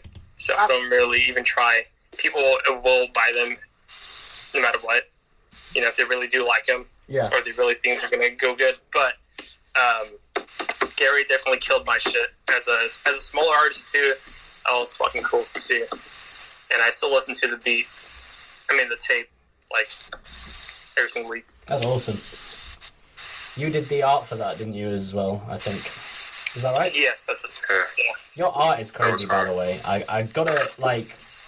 Well, I could ask you, like, what the idea is behind it, but I don't really know whether you can... Like, you know what I mean? Because all your arts, I can look at the art and be like, it was definitely Bloodline that did that. Because obviously... Map is every day my favourite at the moment. I do love that one. Oh, and I just want to say thank you on behalf of me and Gypsy for doing the ones you did for us as well. Those are so fucking good. Like, next level. Dude, it's not a big issue, like, ever. Like, me, see what I'm saying? Like, this is what I was trying to do, like, as True Disciple. Like, I'm not trying to gain any money off of it. If I could, like, me just being a part of it is fucking cool, but, like, I enjoy what I do. I really do. That's awesome. And then, but sometimes people think too much of me, and they think I'm a fucking machine that could just, like, throw out fucking garbage cover, you know, just put my name on it or some shit, you know? Like, I can't do that. Like, I got a life too, dog. Like, I can't. Oh, I. Like, Yeah. I wish I could. I wish I was a fucking machine able to, like, put out all the shit you guys, everyone wants from me, but I can't. I'm a person just like everyone else. You've done some of my favourite cover arts, man. Some of my favourites, like the Drake and Montana one, Headshot. Drake and Montana one was one of my favorites. Even though I don't like a lot of my shit. Like, I would say Drake and Montana one was one I really enjoyed making. I love that. Just love the look of that art, man. So sick. Yeah, when he shouted me out, I didn't know who he was until he shouted me out, like, trying to buy cover. But then I saw his shit, and I'm like, okay, you know, maybe I could make something out of it, you know, out of his energy, and I came up with that, and I was like, holy shit, it's actually pretty fucking good. Facts. So I would agree, but, like, yeah, like, I'm not a fucking narcissist or anything like that. I don't know, I like everything you've done, but yeah, that's just me. I just love the style. I love the style. It looks so sick. But yeah. I'll stop. Well, I love the Predator technology one too. Like, I love the car theme you go with. You always go with the car theme. I think that's cool. You liked it? I thought it was cheesy looking back at it now. Nah. It's like 80s cybergoth thing. I like it. That's what I got from it. I'm not saying that's what it is, but that's what I got from it. I love that. I love that tape, and I love that cover. Yeah. For me, the old shit, the deep in the sand, good times, bro. That shit was just hard. It was like therapeutic. Like, I don't know, finding a sound, it was just strange. The artist, so strange. I think the artists in that specific tape were the special part. All those different, like I said in the past, all the different artists from every single corner of, like, the scene, like, accepting my offer, or not even accepting an offer, just, like, allowing me to, like, get them on the tape. It's fucking dope. Like, it's a really cool idea. Some of the people on there, I was really happy I got there. Like, TV Next was a specific one. TV Next is, like, one of the artists from, like, the older SoundCloud years. Definitely original artist. If you haven't listened to him, please do. I think his, like, most unique tape was, what was it? I forgot the tape name for some reason, but there's a song over there called, what was it called? God damn it, dude. Lost Dog. Okay, not Lost Dog. I think it's at the museum. Anyways, there's a point in my life I was doing hella shrooms, and I told myself I wasn't going to do it anymore. It helped my sound out a lot, but, like, it was just, like, too energy draining, and TV Next came out with this tape, and it helped me out a lot, and I'm not saying it's because of this like, thing that happened in my life, but this dude makes unique sounds, and it's fucking great, and it's not dark, but if you're like, biased against non-dark things, do not go there. But if you are a true listener and appreciate everything, like the people on this podcast, definitely look up TV Now. Awesome. You'll be you'll enjoy it. The producer guest lineup was awesome on Predator technology. Really, really, really cool. Slavery as well. Slavery's so hard. Slavery's one of the best, I think. I think I've said that before. I think Slavery, he's not, like, underrated per se, but he is very, like, you don't see that many people talk about him compared to some, but I think he deserves all the acclaim because he's a really, really talented guy. Yeah. He's from Australia too, isn't he? Is he Australian? I did not know. You could be right. I think so. Don't like. No, I'm not going to quote you on that. I'm not going to quote you on that, but now that could be right.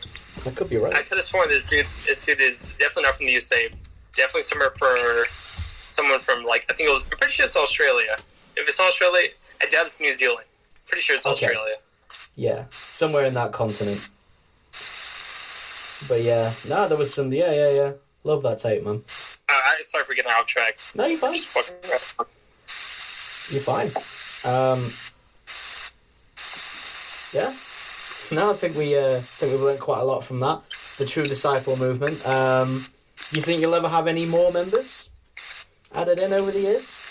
We'll see. Okay. Definitely, I'm not looking for anyone, but if there's a specific someone that is interested in it, and I think they're a great candidate, I'll probably consider it. But I'm not looking for anyone. I'm pretty fucking content right now. I'm probably more content. And the fact that Dynasty are just like hiding shit from everyone, it's pretty funny to me. This dude can literally just take over any day. Oh, that's really cool.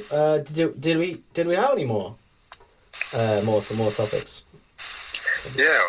What's your creative process like? Oh, that's a good one. Oh, okay, wait. What part? Like, what are you asking specifically? If I'm making beats or art, or like cover arts or visuals or just everything in general? I guess anything. Cup of coffee. It's a big one. A lot of people out there smoke. I don't smoke. I don't smoke weed at all. It's not for me. But coffee, caffeine, dude. I'm like a legal crack addict.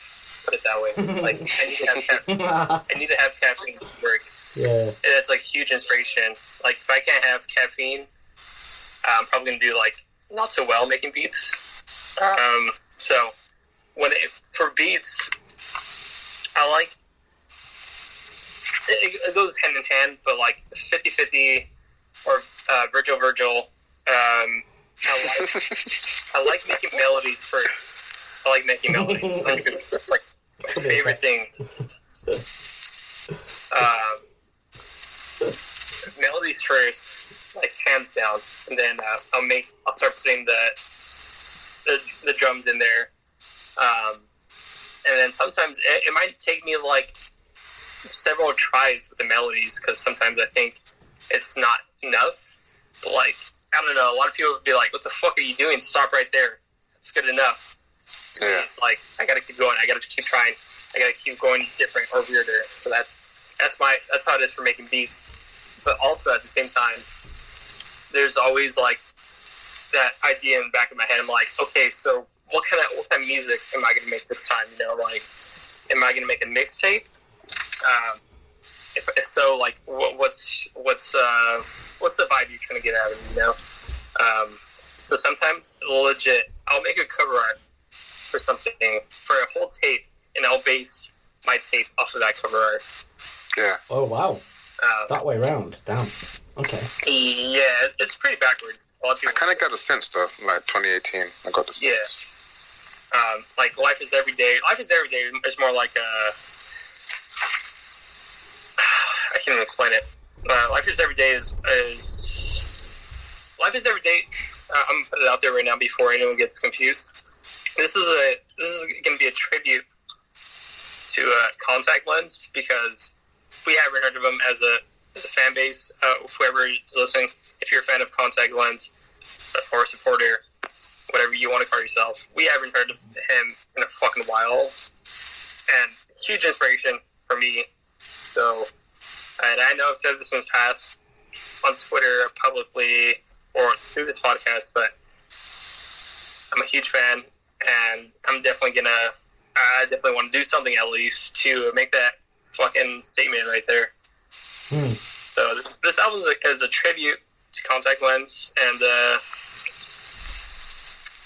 it's also about like the truth behind that meaning. Because Life is Everyday is something he posted, and I thought about it so much ever since I saw it back in like I think it was like 2015, 2014. It's like right. Don't make any other day more special than the day you're living right now or today. You know, it's like every day is the same as the next day. Christmas is just the same day as yesterday. You know, it's like, yeah, it might have more power to it.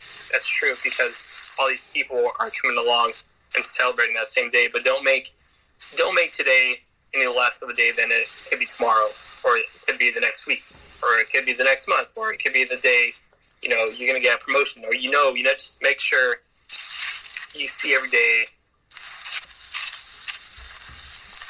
like the same way you do every day. You know, like if you say like don't limit yourself. You know, like don't fucking limit yourself. It's gonna ruin the day. Try to be happy, or try to be what you want to be every single day. You know, like, take inspiration from every single thing. The more you take inspiration from something, the better life could be.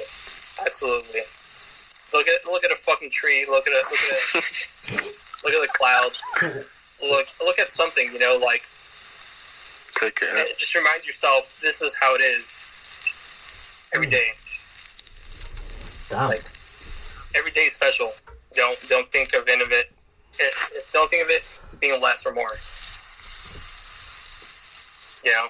Yeah. Don't say tomorrow. You know what? Tomorrow I'm gonna make something way better than I have. You know, it's cool. It's cool to inspire yourself, but don't limit yourself based off time or like a date. Make sure you do your best, or try to do your best every single time. Wow. Damn. That's definitely a good sentiment. It's a great sentiment. And that's the inspiration behind that. Wow. That's awesome. That is really cool. It was, yeah, my bad, I went off track, but then visuals is completely different to me. Visuals out of making music and making cover arts, visuals is one that's way fucking out there. It's weird because like whenever I make visuals, I try to remember like scenes of a movie, or like what I'm thinking while this visual is a part of something, you know. So like what's a good one? Like clarity. I know I make a lot of fucking visuals look the same because I just put a lot of fucking old fashioned shows in there or something like that. But I've always said this, but I've always wanted like my music to be in a fashion show. It's not because I want to be famous. I just think that music fits so well into that. You know. So I always try to get something like that in my things, but sometimes I'll think differently. I'll think of a cartoon or an anime. You know, I'll have Spawn, I'll have Gundam, I'll have Armitage, Ghost in the Shell, and like it all falls into what I make, and I make, like Chris has said it, or anyone else has said it, I make that cyber shit. So that's, and then sometimes I'll have, like I said about life is every day, I'll try to have something from nature. You know, something that's real in our fucking face every single day. Bring that into like the visuals, and it makes it feel like makes it feel more real, I guess. In my visuals, I like it to make it more realistically appealing, I guess. Try to make something that's in our lives every single day. When you walk out of your home, try to make it seem more unique, you know. Yeah. Damn. I can feel you definitely on the fashion one. Life, I kind of felt like that in 2017. I made a few songs here and there, and the aesthetic for me personally was towards that kind of, like, I made I've forgotten what brand it was, but it was a walk in 2017. I've forgotten what season, but I used that snippet for one of my songs. It was just like, yeah. Well, yeah, because well, because wasn't the in Paradise Flash You May Have No Use kind of like a play on that too, right? Like that's like a play on the. Sands came out with that concept like a long time ago. That's really cool. It's pretty dope. Yeah, I love that. I love that album title. I love that album title. It's really sick. Yeah, that was different though. That was like Yeah, we can go into that another time. Yeah. We'll save that for another 3-hour podcast. This has been so sick. 3 hours already? Yeah, mate. I thought it was like 1 hour. Bruh, we just hit. I mean, this. Don't get me wrong. This has been one of our best yet. So it's been so sick having you on. Did we have anything else to ask, Remy? Because I'm gonna obviously, edit all this later. No. No? Okay, well, what I'll do is, because you already said your piece, Bloodline, about the outro bit, I'll put that at the end. Unless you had, like, an updated thing to say. Did you have anything else to add? Or to, like, the end? Or... Nah. No, Like, shout out to everyone. Once again, shout out to fucking everyone. Whoever who's listening to this, whoever who's being supportive of everyone else around you, everyone who's showing love to those ones around you, everyone, to the people who are with us, especially with the protests. Big shout out to you. Big shout out to everyone who understands, acknowledges the problems in this fucking world. I'm your biggest fan. Put it that way. That's cool. I like that. Right. So, I think we are actually going to call it here at 3 hours. Thank you very much for coming on, Bloodline. It's been a pleasure. No problem. Thanks for having me here. It was one of our goals, honestly, like we said. So it's good that we've learned, and I've learned a lot. I've learned a lot. So it's been very informative. Works better than a traditional interview format anyway, for finding things out. So I like how we've done this. And to anyone listening, if you've made it all the way through 3 hours, thank you very much. Hey, shit, if the people like 3 hour podcasts, we'll make them all 3 hours. You know what I mean? But Jesus Christ. we could do it. Yeah, you should definitely have try to get more artists on here. That's the plan. Definitely, that's huge. Like making a podcast, but at the same time, trying to get to know the artists I or love that. the people involved. That'd be fucking cool. Yeah, I think. Look. I said this in the beginning. I'm already a fan. I'm already listening to the podcast, but I think this would be a good chance to get like artists to be involved a little bit more. Yeah, I think. That was the plan, bro. Yep. Like, I started the website, and the website was cool, but it wasn't doing what I wanted it to do. And I think this is a more efficient way of I agree. doing that. I agree. So in the future, if anyone listening, we'll definitely have more artists on. If you want to be on the podcast, get in touch. We welcome everybody as long as you got something interesting to say. And yeah. So thanks everyone. This was me, Chris. And Me, Remy. Yeah, and People and Genesis, aka Fifth Element. And this was the Just Take Podcast episode 7, and we out. Peace. Peace. Peace. Peace. Peace. Peace. Peace. Peace. Peace. Peace. Peace. Peace. Peace. Peace. Peace. Peace. Peace. Peace.